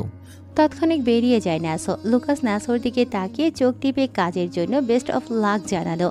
বিশাল আকৃতির পেন্ট হাউসে এখন শুধু তারা দুজন। লুকাসের ফোন ক্রমাগত রিং হচ্ছে। তপ্ত শ্বাস ফেলে ফোন নিয়ে রিচার্ডের নিকট এগিয়ে আসলো লুকাস। মলিন স্বরে আওড়ায়, বস বাজার। সহজ ভঙ্গিতেই ফোন হাতে নিল রিচার্ড। লুকাস অবাক হলো কিছুটা। ভেবেছিল বারংবারের মতো এবারও কল তুলবে না। স্পিকারে দিল রিচার্ড। হাতে জ্বলন্ত সিগারেট। ওপাশ থেকে শোনা যায় একজন মধ্যবয়স্ক লোকের ভারী খিক কর্কশ কণ্ঠস্বর, যা রিচার্ডের গুরু গম্ভীর ভারী স্বরকেও ছাড়িয়ে। Did my son yes father. as son has come back to Italy? তুমি ছাড়া এদিকে সব কিছু এলোমেলো হয়ে আছে। তোমার সই ছাড়া পরবর্তী এজেন্ট এগোতে পারছে না। মিলিয়ন টাকা লস হচ্ছে। ঠোঁট গোল করে সিগারেটের বিষাক্ত ধোঁয়ার সাথে গরম নিঃশ্বাস ছাড়ে রিচার্ড। অতপর সহজ সাবলীল গলায় উত্তর দিল, আমি এসে সব সামলে নেব ফাদার, ডোন্ট ওয়ারি। কিছুটা ক্ষিপ্ত হলো ওপাশের জন। তিরিক্ষি মেজাজ দেখিয়ে বলল, সব খবর আমার কানে আসছে রিত। ফালতু ঝামেলায় ধরাস্ত কেন? মেয়ে লাগবে তোমার? ইতালি আসো, মেলা বসিয়ে দিব আমি তোমার জন্য। কাউচে গা এলিয়ে আয়েশ করে শুলো রিচার্ড। একদলা সাদা বাষ্পের মতো ধোঁয়া শূন্যে উড়িয়ে দিয়ে বলল, অনেকদিন পর ইন্টারেস্টিং একটা গেম পেয়েছে, শেষটা একটু দেখা যাক। বলে অপর পাশ থেকে কিছু শোনার অপেক্ষা না করে কল কেটে দেয়। পরপর হাতে অদ্ভুত রকমের দেখতে একটা ঘড়ির দিকে এক পলক তাকিয়ে উঠে দাঁড়ায়। কালচেরে ঠোঁট জুড়ে বিরাজ করছে রহস্যময় বক্র হাসি। ঘড়িটা রিচার্ড সব সময় সঙ্গে রাখে, তবে হাতে খুব কমই। রিচার্ডের হাতটা দেখে পেছন নিল লুকাস। কদমে কদম মেলাতে মেলাতে বলল, বস আমি আসবো? পায়ের তালের মতো রিচার্ডের গমগমে গলা বলল, নো। কোথায় আছেন বস? মধু খেতে। লুকাসের কাছে লাগলো সে দুনিয়ার সব থেকে আশ্চর্যজনক কথা শুনল, তাও রিচার্ডের মতো তেতো মানুষের কাছ থেকে। তবে তা বেশিক্ষণ আমলে রাখলো না। খাবারের কথা শুনে থেমে যাওয়া গতি আবার বাড়ায়, এক প্রকার দৌড়ে দিল। রিচার্ডের লম্বা কদম ততক্ষণে গাড়ি পর্যন্ত পৌঁছে গিয়েছে। লুকাসের ব্যগ্র কণ্ঠস্বর, বস আমিও যাব, শুনছি এখানে কোনো রেস্টুরেন্টে ভালো মধু পাওয়া যায়। ড্রাইভিং সিটে গিয়ে বসলো রিচার্ড, বজ্রপাতের মতো গম্ভীর কণ্ঠে শোধায়, এই যাকে শুধু রিচার্ডের জন্যই মধু জমে। লুকাসের মুখ মলিন হয়, গাড়ির উইন্ডোর কাজটায় খানিকটা ঝুঁকে মলিন স্বরে বলে, বস আমিও আসি। No, I need privacy. বাতাসের সাথে ধুলো উড়িয়ে চলে গেল রিচার্ডের ব্যাক সার্ক। এবার লুকাসের মাথায় সাত আসমান ভেঙে পড়ল। প্রাইভেসি কেন, তাও রিচার্ডের মতো আবাধের? আশ্চর্য আশ্চর্য। টুইন পিক পাহাড়টি এক অদ্বিতীয় সৌন্দর্যের স্থান, যেখানে দুটো পাহাড় একে অপরের কাছাকাছি দাঁড়িয়ে এবং যার শীর্ষবিন্দু দুটি শৃঙ্খলের মতো দেখা দূর হতে। একটি সাধারণত পাহাড়ের চূড়ার দিক থেকে একটি প্রশান্ত এবং বিস্তৃত দৃশ্য উপস্থাপন করে। উপর থেকে দৃশ্যটি অত্যন্ত মুগ্ধকর, যেখানে সারা প্রান্তরে ছড়িয়ে থাকা গাছপালা, নদী বা জলাশয়ের প্রতিফলন এবং দূরের পাহাড় পর্বতগুলোর সমুদ্রের মতো নীলাভ দৃশ্য দেখা যায়। পাহাড়ের শীর্ষ থেকে সূর্যোদয় বা সূর্যাস্তের সময় আকাশের পরিবর্তিত রং এবং পাহাড়ের আবহাওয়ার পরিবর্তন এক অনন্য দৃশ্য তৈরি করে, যা প্রকৃতির প্রেমীদের জন্য এক অভূতপূর্ব অভিজ্ঞতা। এলিজাবেথ জিদ ধরে পাহাড়ের চূড়োয় দাঁড়িয়ে থেকে সূর্যাস্ত দেখবে। সূর্যাস্ত হতে এখনও প্রায় ঘন্টা দুয়েক সময় লাগবে। তবে মহারানীর হুকুম বলে কথা, যথাযথভাবে রানীর সেবা না করলে যদি রানীর মনক্ষুণ্ণ হয়। না না বাবা, অগত্যা রাজি হয়ে গেল তাকবীর। এলিজাবেথকে দ্বিতীয়বার উচ্চারণও করতে হয়নি। তো একটু হাঁটা যাক এলোকে এসে, সন্ধ্যা হতে মেলা দেরি এখনো। এলিজাবেথ মাথার সানহেড ঠিকঠাক করতে করতে তাকবীরের কৃষ্ণ গহ্বরে তাকালো। রোদের উত্তাপে উজ্জ্বল বর্ণের অবয়বে লালচে আভা দেখা দিয়েছে। দৃষ্টির সীমানার ভেতর কোনো বাড়িঘর নেই, শুধু বড় বড় পাহাড়ের টিলা। উপর থেকে নিচে তাকালে গলা শুকিয়ে আসে এলিজাবেথের। শুকনো ঢোক গিলে দৃষ্টি দিল তাকবীরের উপর, অতঃপর বলল, নিচের দিক দিয়ে হাঁটি, এদিকটাই ভয় লাগছে। পা পিছলে পড়তে পারলে আমি একদম চান্দে চলে যাব। ফিক করে হেসে দিল তাকবীর। উষ্ট্রপুটে চঞ্চল প্রাণখোলা হাসি এলিজাবেথের কপাল কুঁচকানো দেখে যথাসম্ভব হাসি চেপে নিল তাকবীর। তবুও একেবারে সফল হয়নি, ঠোঁট কামড়ে হাসে, সাথে শরীর ঝাঁকুনি দিচ্ছে অল্প স্বল্প হাসি চেপে রাখার কারণে। চাঁদ উপরে এলোকে এসে, নিচে না। জিভ কাটল এলিজাবেথ তৎক্ষণিক। তড়িঘড়ি করে নিজের ভুল সংশোধন করে নিল, বলল, হ্যাঁ হ্যাঁ ওটাই। ঠোঁট কামড়ে ভ্রু গুছিয়ে চেয়ে দেখল তাকবীর তার এলোকেশিকে। একটু হেনস্থা করার জন্য আবারও কথার মধ্যে প্যাঁচ ধরল, বলল, কোনটায়? এলিজাবেথের নিরুদ্বেগ ভাব, নিরুদ্বেগ জবাব। একটা হলেই হলো। এমন সব বাচ্চা সুলভ আচরণে আটকা পড়েছিল 31-এর এক প্রাপ্তবয়স্ক পুরুষ 16-র এক লাস্যময়ী তরুণীর প্রেমে। তাকবীর শুধু চেয়ে দেখে কিভাবে তার ভালোবাসা ক্ষুদ্র ক্ষুদ্র অনুভূতিকে কেন্দ্র করে পাহাড় সমান করে উঠেছে। দিনকে দিন সে তলিয়ে যাচ্ছে অগাধ ভালোবাসার অতলে। তার এই নিগুড় অনুভূতির পেছনে একটাই উদ্যত উদ্দেশ্য, এই মেয়েটিকে ভালো রাখা এবং নিজের পাশে রাখা, এতে নিজেরই ভালো থাকা। রোদের তৎপরতা খুবই বেশি, শরীর থেকে ঘাম চুইয়ে চুইয়ে পড়ছে। এক ফালি বাতাসের উপস্থিতিরও টের পাওয়া দায়। হঠাৎ গলা শুকিয়ে তুমুল কাশি ওঠে এলিজাবেথের। ঝুঁকে দু হাতে হাঁটুতে ভর দিয়ে কাশতে থাকে, অস্থির হয়ে ওঠে তাকবীর। এলোকে এসে, ঠিক আছো? চোখ ঝাঁপিয়ে জল গড়িয়ে পড়তে থাকে। এলিজাবেথ হাঁপাতে হাঁপাতে বলল, পানি। তাকবীরের চিন্তিত অবয়বে আধার নেমে আসলো। ঢালু পাহাড়ে গাড়ি নিয়ে আসা সম্ভব নয়। গাড়ি নিচে যাতায়াত সড়কের এক কোণে রেখে এসেছে তাকবীর, দূরত্ব মোটামুটি। এই অবস্থায় এলিজাবেথকে নিয়ে যাওয়া সম্ভব নয়। আশেপাশে কোনো মানব বসতি নেই যে সাহায্যের জন্য যাবে কারো কাছে। এই খোলা বিস্তৃত পাহাড়ে এখন পানি পাবে কোথায়? ওদিকে ক্রমাগত এলিজাবেথের কাশির দৌড় বাড়তে থাকে। ধীরে ধীরে তাকবীরের রক্তাভ চেহারার বর্ণ পরিবর্তন হতে থাকে। দিশাহীন হয়ে এদিক সেদিক তাকাতে থাকলেও হঠাৎ চোখ যায় কিছু দূর দূরেই একটা কাঠের ব্রেঞ্চি রয়েছে। জায়গাটা সমতল। তাকবীর এলিজাবেথকে ধরে ব্রেঞ্চিতে বসালো, ধাতস্থ গলায় আশ্বাস দিল, এলোকে এসে, পাখি একটু অপেক্ষা করো আমার জন্য। আমি যাবো আর আসবো, নড়বে না একদম এখান থেকে। টইটুম্বুর চোখে এলিজাবেথ তাকালো তাকবীরের পানে। শ্যামলা মুখে উদ্বিগ্নতা আধার নেমে এসেছে। নীরব মাথা নাড়ল শুধু। তাকবিরও একই ভঙ্গিতে মাথা নাড়িয়ে সড়কের দিকে ছুটল। এলিজাবেথ যথাসম্ভব ঢোক গিলে গলা ভিজিয়ে কাশি থামানোর চেষ্টা করল। হঠাৎ অতর্কিত আক্রমণে বুক শুকিয়ে এলো এলিজাবেথের। কয়েক সেকেন্ডের মধ্যে ঘটে যায় ঘটনাটি। শুধু অনুভব করেছিল কেউ হ্যাসকার টান দিয়ে তাকে শূন্যে তুলে নেয়। নিঃশ্বাস আটকে চোখ মুখ খিচে রাখে এলিজাবেথ। ঘোড়ার ফুৎকার শব্দে স্তম্ভিত হয়ে ফিরে এলিজাবেথের। সচল হয় থমকে যাওয়া মস্তিষ্ক। নাকের ডগায় বাড়ি খেতে থাকে পরিচিত সেই পারফিউমের স্মেল। গতি হারায় হৃদস্পন্দন। এই বুঝি বুক ফেটে যাবে। পর্যাপ্ত অক্সিজেন থাকা সত্ত্বেও শ্বাস নিতে পারে না এলিজাবেথ। দম আটকে আসে। চোখ খোলা সাহস হয় না এলিজাবেথের। একটা হৃদয়হীন বৃক্ষপটের সাথে লেগে আছে তার পিঠ। কারো বাহুডোরে আবদ্ধ হয়ে আছে সে। পক্ষীরাজের মতো করে ঘোড়ার জোরে নিয়ে যাচ্ছে তাকে এক বিষাদ রাজ্যের রাজা। ঘোড়ার পায়ের প্রতিটি কদম এবং ঝাঁকুনির সাথে সাথে হাত পা ঘেমে ঠান্ডা হতে থাকে এলিজাবেথের। এক শ্বাসরুদ্ধকর অবস্থায় নিজেকে আবিষ্কার করল এলিজাবেথ। ঘোড়ার কর্কশ গলার শব্দ কমে আসলো। আশপাশ খুবই শান্ত লাগছে। পিট পিট করে চোখ মেলে তাকায় এলিজাবেথ। দেখতে পায় জায়গাটা একটা স্ট্যাট ফার্মের বিশাল মাঠ। চারিপাশে শুধু সবুজ সতেজ ছোট ছোট ঘাস।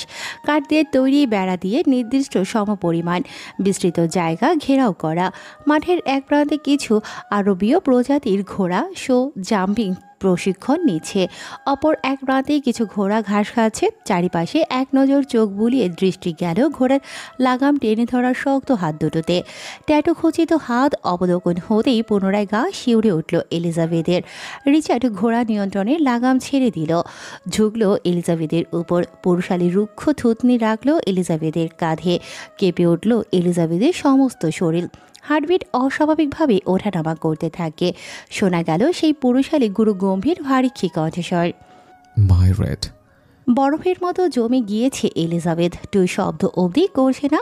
অধর এড়িয়ে বাঁকা হাসল রিচার্ড। কুটিল হাতে পেঁচিয়ে ধরল এলিজাবেথের পেট। জুবথুবু করে কাঁপতে থাকে এলিজাবেথের শরীর। ঘৃণায় গা শিউরে ওঠে। নিজেকে শক্ত করে এলিজাবেথ দাঁতে দাঁত পিষে বলল, এই নোংরা হাতে আমাকে ছুবেন না, আমাকে দয়া করে ছুবেন না। আমার সকল পাপের মধ্যে তুমিই সর্বাধিক প্রিয়। উগ্র বৈশিষ্ট্য সম্পূর্ণ মানুষের এহেন নিকটে ঠান্ডা স্বরে ভয় বাড়তে থাকে এলিজাবেথের মনে। ভিজে যায় চোখের পাতা, কাঁপে গলা। কাপা কাপা গলায় আওড়ালো এলিজাবেথ, কেন এসেছেন আবার? অধরের ছোঁয়া এঁকে দিল কাঁধে রিচার্ড। পরপর ছোট ছোট চুমুতে ভরিয়ে দিতে থাকে এলিজাবেথের প্রশস্ত ঘাড়। ভিজে চ্যাটচ্যাটে হয়ে যায় পশ্চাৎ পাজার। নিজ কাজে নিটল থাকে হাসকি স্বরে আওড়ায়। এজন্য দাঁতে দাঁত চেপে নিজেকে শক্ত করে রেখেছিল এলিজাবেথ। রিচার্ডের অপ্রীতিকর কথায় এবং কাণ্ডে চিবুক শক্ত হলো। মোচড়ামোচড়ি করতে থাকে ছাড়া পাওয়ার জন্য। তবে তাতে একচুল পরিমাণ লাভও হয় না। রিচার্ডের শক্ত হাতের বাঁধন থেকে 1 ইঞ্চিও সরতে পারে না এলিজাবেথ। তীব্র ঘৃণায় রিচার্ডের এক হাত পেট থেকে টেনে ছাড়িয়ে এনে দন্ত বসিয়ে দেয়। আক্রোশ এতই ছিল যে শক্ত চামড়া ভেদ করে রক্তপাত হয়। তবুও নিজের কাজে অনড় রিচার্ড। ঠোঁটের কোণে বক্র হাসি। ওদিকে হাত দিয়ে রক্ত ঝরছে। ভেজা গলায় চেঁচালো এলিজাবেথ। কণ্ঠনালী ছিঁড়ে বেরিয়ে এলো ভেতরের সকল আক্রোশ। আপনার মতো নরখাদকের জায়গা জাহান্নামেও না হোক। মরে যাচ্ছেন না কেন আপনি? কাঁধ থেকে মুখ তুলে রিচার্ড। ক্রোধে মটমট করা ধারালো চোয়ালে আজ নেই কোনো হিংস্রতার ছাপ। অভিব্যক্তি অত্যন্ত স্বাভাবিক। ঠোঁটে রহস্যময় বাঁকা হাসি। এলিজাবেথের কথার পারদে ক্ষিপ্ততা না দেখিয়ে বরং গম্ভীর গলায় জবাব দিল, মরে গেলে কি সমাপ্তি? Some dead rose still carry fragrance.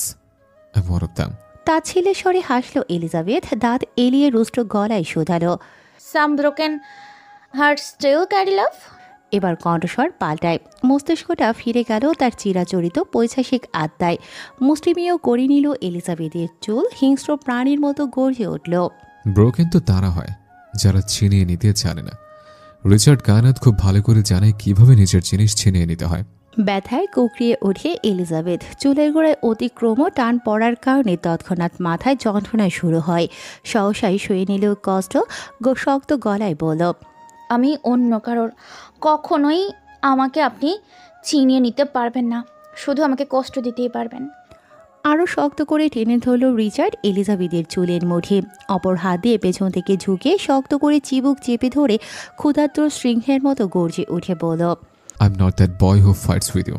I'm the man who fights for you.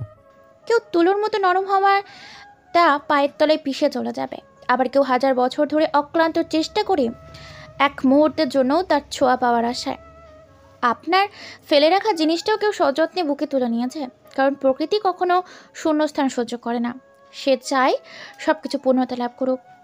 ক্রোধ তীর করে বাড়তে থাকে রিচার্ডের। চিবুক রেখে এবার কণ্ঠনালী চেপে ধরল, আগুন বর্জন করল কথায়, চোখে জ্বলছে ক্রোধের অগ্নি।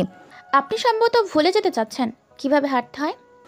দম আটকে আসে এলিজাবেথের, তবু বহু কষ্টতে অস্পষ্ট স্বরে আওড়ায়, কি পা ভেঙে দিবেন? দেন না, দিন। পৈশাচিক আত্মার অবয়বের উষ্ঠপুটে ফুটে উঠল শয়তানি হাসি। পরিবর্তন হয় দৃষ্টি, ছেড়ে দিল কণ্ঠনালী চুলের মুঠি। আবারও থুতনি রাখল এলিজাবেথের কাঁধে, ডান হাত দিয়ে পাকানো কোমর চেপে ধরে নিজের সাথে মিশিয়ে নিল। অপর হাত ছুটল এলোমেলো পথ ধরে। শব্দ করে উঠল এলিজাবেথ। এবার অড্ড হাসিতে ফেটে উঠল রিচার্ড, কানের লতিতে ঠোঁট ছুঁয়ে দিয়ে বলল। কাঁদতে থাকে এলিজাবেথ। কর্ণপাত হওয়া কান্নার প্রতিটি শব্দলোপ অপর কান দিয়ে ঝেড়ে সরে আসলো রিচার্ড। এক লাফে নেমে গেল ঘোড়া থেকে, নামিয়ে নিল ক্রন্দনরত এলিজাবেথকে। এতক্ষণে রিচার্ডকে দেখল এলিজাবেথ। রিচার্ডের পরনে হর্স রাইডিং কালো জ্যাকেট, মাথায় রাইডিং হেলমেট এবং পরিশেষে পায়ে রাইডিং বুট, আর বরাবরের মতো শক্ত চোয়াল। দৃষ্টি সরিয়ে ফেলে এলিজাবেথ, বেশিক্ষণ তাকিয়ে থাকতে পারে না। ক্রোধে কটমট করতে থাকা ধারালো চিবুকে ঘৃণায় বিষিয়ে ওঠে মন। যতটা সরল সাজছেন ততটাও নন আপনি। রিচার্ডের কাছ থেকে তেড়ে আসে অপ্রত্যাশিত অদ্ভুত কথা। এলিজাবেথ উৎসুক হয়ে তাকালো রিচার্ডের চওড়া তামুকে। চোখাচোখি হতেই চোখ মারে রিচার্ড। তার এই কথা বলার পেছনে কোনো উদ্যমই ছিল না, যেটা ছিল সেটা শপথ হয়ে গিয়েছে। এলিজাবেথ বুঝলো, অথবা এটা বলা হয়েছে। দৃষ্টি নামিয়ে পেছন ঘুরিয়ে চলে যেতে নেয়। খপ করে হাত ধরে ফেলল রিচার্ড। তেড়ে পেছন ফিরে এলিজাবেথ রিচার্ড কিছু বলতে যাবে, তখনই ভেসে আসে পুরুষালী ভারী কণ্ঠস্বর, If you talk to my wife, you die. ভয়ে গুটিয়ে গেল এলিজাবেথ। ধ্বংসযজ্ঞের আগাম সংকেত পেয়ে যায়। সৃষ্টিকর্তার কাছে প্রার্থনা করতে থাকে আর কিছু খারাপ না হোক। ভাবনার মধ্যেই অপর হাতের টান অনুভব করল এলিজাবেথ। তাকবীরের শক্ত খসখসে হাতের বাঁধনে এলিজাবেথের হাত। রিচার্ড ঠোঁট এলিয়ে হেসে ঘাড় বাঁকা করে তাকালো তাকবীরের দিকে। এলিজাবেথের হাত দুই প্রান্তে দুজন আঁকড়ে ধরে রেখেছে। এলিজাবেথ একবার তাকবীরের কৃষ্ণ গহ্বরে তাকায়, যেখানে এখন নেই কোনো প্রকার হিম শীতল হাওয়া। আগুনের লেলিহান দাউ দাউ করে জ্বলছে তাকবীরের চোখে। এলিজাবেথ আবার তাকালো রিচার্ডের দিকে। রিচার্ড সমুদ্র নীল চোখ দুটোতে ঘনীভূত হচ্ছে আগ্নেয়গিরির অগ্নিপাত। দুজনের মধ্যে কিছুক্ষণ নীরব যুদ্ধ চলল। হঠাৎ ঠোঁট কামড়ে হাসল রিচার্ড, হেসে ছেড়ে দিল এলিজাবেথের হাত। এলিজাবেথ দ্রুত সরে গিয়ে দাঁড়ায় তাকবীরের নিকট। তাকবীর এলিজাবেথের সামনে দাঁড়িয়ে সম্পূর্ণ আড়াল করে দিল ওকে। এলো কেসে, গাড়িতে গিয়ে বসো। তাকবীরের এহেন বজ্রপাতের মতো গম্ভীর শব্দে চমকালো এলিজাবেথ, তবে আর দাঁড়ালো না এক মুহূর্ত। ফার্মের গেটে তাকবীরের গাড়ি দেখা যায়। এলিজাবেথ দৌড়ে গেল গাড়ির অভিমুখে। তাকবীর তখন পানি নিয়ে এসে এলিজাবেথকে কোথায় খুঁজে না পেয়ে ঘাবড়ে যায়। পাগলের মতো এদিক সেদিক খুঁজতে থাকে। হঠাৎ মাথায় আসে এলিজাবেথের কাছে তো ফোন আছে। তাকবীর দ্রুত এলিজাবেথের লোকেশন চেক করল। ফার্মটি টুইন পিক পাহাড়ের খুব নিকটেই। সঙ্গে সঙ্গে গাড়ি নিয়ে বেরিয়ে পড়ে তাকবীর। রিচার্ড পকেটে হাত ঢুকিয়ে সরাসরি এসে দাঁড়ায় তাকবীরের সামনে টান হয়ে। তাকবীর অগ্নিদৃষ্টি নিক্ষেপ করে রাখে রিচার্ডের ওপর। সাপে নেউলের সম্মুখীন হয় চোখে চোখে সংঘর্ষ। প্রথম বাক্য রিচার্ডের পাশ থেকেই আসে, তাহলে দেখা হয়েই গেল। আমার ওয়াইফের আশেপাশে যেন না দেখি। রিচার্ডের কথার বিপরীতে তাকবীরের কাট কাট গলা। তুষ্ট হাসে রিচার্ড। দু কদম এগিয়ে আসলো, ফিস ফিসিয়ে বলল, যদি দেখা যায়? তাকবীরের তাৎক্ষণিক বেপরোয়া জবাব, যুদ্ধের ঘোষণা হবে। রিচার্ড নিচের ঠোঁট উপরে ঠেলে বাঁকা হেসে বলল, ওকে, চ্যালেঞ্জ অ্যাকসেপ্টেড। জিভ দিয়ে গালের ভিতর ঘুরিয়ে অধর এলিয়ে হাসল তাকবীর। তবে সব সময়ের মতো সেই হাসিতে ছিল না অমায়িকতা। রিচার্ডের সদর্পে প্রশ্ন ছুঁল দাপুটে গলায়, আদৌতেও কি কোনো লাভ হবে? দুটি মন এক হতে চাইলে তাদের আলাদা করার ক্ষমতা কারণ নেই। এলিজাবেথের শয়নে স্বপনে শুধু আমরাই ছিলাম, আর আমিই থাকবো। কিছুটা হক চুকিয়ে যায় তাকবীর, বুঝতে পারে না রিচার্ডের অদ্ভুত কথার মানে। তাকবীরের অবয়বে বিভ্রান্ত দেখে হেসে ঠোঁট গোল করে গরম নিঃশ্বাস ছেড়ে দিল রিচার্ড তাকবীরের মুখের উপর। রক্ত চোখে তাকায় তাকবীর, কেঁপে উঠল এক হাত, নিজেকে সংযত করার চেষ্টা করে তাকবীর। রিচার্ডের গলায় স্পষ্ট বিদ্রুপ। শয়নে কিনা জানি না, তবে আমার কাছে থাকা অবস্থায় পর্যাপ্ত ঘুমের অভাবে স্বপ্ন দেখার সুযোগ পাইনি। Cause I don't even let her sleep whole night. সংযম হারায় তাকবীর, চেপে ধরল রিচার্ডের কলার। বাধা দেয় না রিচার্ড, বরঞ্চ হাসল। শোনা যায় তাকবীরের দাঁতে দাঁত পিষার শব্দ, যা রিচার্ডের মনে প্রশান্তিময় হাওয়া বইয়ে দিচ্ছে। আমার জমিতে কিছুদিন গোলামি করে নেয়, বাকি জীবন তো আমারই। ওপারে না হোক এপারে তো হবেই। ঝাড়ি দিয়ে ছেলে দিল রিচার্ডের কলার তাকবীর। কণ্ঠনালী বেয়ে হাসির উদ্গীরণ ঘটল ঠোঁটে। ফিচেল হেসে বলল। তাকবীরের কথার মারফো করে প্যাচ ছাড়িয়ে মানে বুঝতে পেরে দুহাত মুষ্টিবদ্ধ করে ফেলে রিচার্ড। তাকবীর বাঁকা হেসে ঘুরে ফিরে গাড়ির অভিমুখে অগ্রসর হতে থাকে। কয়েক কদম যেতেই পেছন থেকে ভেসে আসে রিচার্ডের জলদ গম্ভীর কণ্ঠস্বর। অবশ্যই আমি প্রতিশোধ নেব, তবে সেটা ভিন্নভাবে এবং ভয়ঙ্কর রূপে, যুদ্ধের পূর্ব প্রস্তুতি ছাড়াই। থেমে যায় তাকবীরের পা। বুঝতে পারে না রিচার্ড কিসের প্রতিশোধের কথা বলছে, তবুও পেছন ফিরে না আর হনহনিয়ে চলে যায়। রিচার্ডের ঠোঁটের আগায় জড়ো হয়েছে রহস্যের ঘন ঘটা। হাসতে থাকলো একাই, বিদঘুটে হাসি। সারা রাস্তায় একটাও কথা বলেনি তাকবীর। এলিজাবেথ নিজেও ততস্ত্র হয়েছিল তাকবীরের বেপরোয়া গাড়ি চালানো দেখে। বারবার নিজেকে গালি দিতে থাকে তার জন্য সকল কিছু। তার অভিশপ্ত জীবনের সাথে জড়িয়ে যাওয়া সকলের জীবনের আধার নেমে আসে। এজন্য সে চায়নি ধ্বংসযোগ্য পাপাচারের নিবিষ্ট এক অন্তহীন মরিচিকাময় জীবনের সাথে কাউকে জড়াতে। ভেতরে ভেতরে আবারও ভেঙে যেতে থাকে এলিজাবেথ। তাদের হোটেলে পৌঁছতে পৌঁছতে রাত হয়ে যায়। এই হোটেলেও 2 রুমের অ্যাপার্টমেন্ট নেয় তাকবীর। নিজেদের অ্যাপার্টমেন্টে পা রাখতে শব্দ করে দরজা আটকে দিল তাকবীর। ধরা দিল এলিজাবেথের সামনে বদরূপে। কোমল খোলসের ভেতর থেকে বেরিয়ে উগ্রভাবে চেঁচিয়ে উঠল এলিজাবেথের উপর। কেঁপে ওঠে এলিজাবেথের সর্বাঙ্গ। তার থেকেও বেশি অবাক হলো তাকবীরের এহেন আচরণে। হাত থেকে ফোনটি পড়ে যায় পায়ের ওপর। দাঁতে দাঁত চেপে ব্যথা সহ্য করে নেয় এলিজাবেথ। অবিশ্বাস্য নজরে অনড়ভাবে চেয়ে থাকে তাকবীরের পানে, যাকে এখন হিংস্র জন্তুর মতো লাগছে। কৃষ্ণ গহ্বরে ফুটে ওঠে ক্রোধের পাহাড়। চেহারা আচ্ছাদিত নমনীয়তার অন্তরালে থাকা এই কঠোরতা সোজা গিয়ে বিঁধেছে বৃক্ষপটে এলিজাবেথের। নিষ্পদক দ্বিধাহীন নজরে তাকিয়ে থাকলো এলিজাবেথ। তীব্র রাগে ফুলদানি মেঝেতে ছুঁড়ে মারে তাকবীর। যথাসম্ভব চেষ্টা করছে নিজের ক্রোধ দমিয়ে রাখতে। তার কথা দ্বারা যেন আঘাতপ্রাপ্ত না হয় তার শখের এলোকেশি। তবুও শেষ রক্ষা আর হলো না। সোজা তর্জনী তুলে তেড়ে আসলো এলিজাবেথের সম্মুখে। কাটকাট গলায় বলল, You forget you are my wife, not his, not anyone else. I don't give a fuck how handsome he is. You are mine and nobody touches what's mine. Understand? ওর থেকে দূরে থাকবে। নিজের ক্রোধের কবল থেকে এলিজাবেথকে বাঁচানোর জন্য হনহনিয়ে অ্যাপার্টমেন্ট থেকে বেরিয়ে যায় তাকবীর। এলিজাবেথ তখনও একদৃষ্টিতে তাকিয়েছিল ভাঙা কাচের টুকরোগুলোতে। চোখে জমে থাকা জলের বাঁধ ছেড়ে দিয়ে তপ্ত শ্বাস ফেলে এলিজাবেথ। অতপর ভাঙা কাচের টুকরোগুলো পরিষ্কার করে ফেলল। সে আবার আহামরি কি যে তার সাথে সবাই সবসময় ভালো আচরণ করবে। তার জীবন সংগ্রামী তো এমন। এলিজাবেথ কষ্ট পায়নি একটুও না। সে মানিয়ে নিয়েছে নিজেকে এমন তুচ্ছ তাচ্ছিল্যের সাথে। রাত তখন 11টা। তাকবীর তখনও ফেরেনি। এলিজাবেথ মনের অভিমান মনেই পুষে রেখে ফোন দিয়েছিল, কিন্তু প্রতিবারই সুইচ অফ দেখায়। এলিজাবেথ বুঝতে পারে তাকবীর তার উপর রাগ করে ইচ্ছে করে ফোন বন্ধ করে রেখেছে। ঘন ঘন নিঃশ্বাস ফেলে নিজেকে যথাসম্ভব শান্ত রাখার চেষ্টা করে এলিজাবেথ। আজ অনেকদিন পর নিজের জীবনের অমীমাংসিত হিসেব মেলাতে শুরু করে আবার। তবে বরাবরের মতোই ফলাফল আজও শূন্য। অজান্তে ভাবতে শুরু করে রিচার্ডের কথা, যার ছোঁয়া প্রতিটি জায়গা এখনও ব্যথা দিয়ে দিয়ে তার কথা মনে করিয়ে দিচ্ছে। যার ছোঁয়ায় নেই কোনোরূপ ভালোবাসা, নৃশংসতা ছাড়া।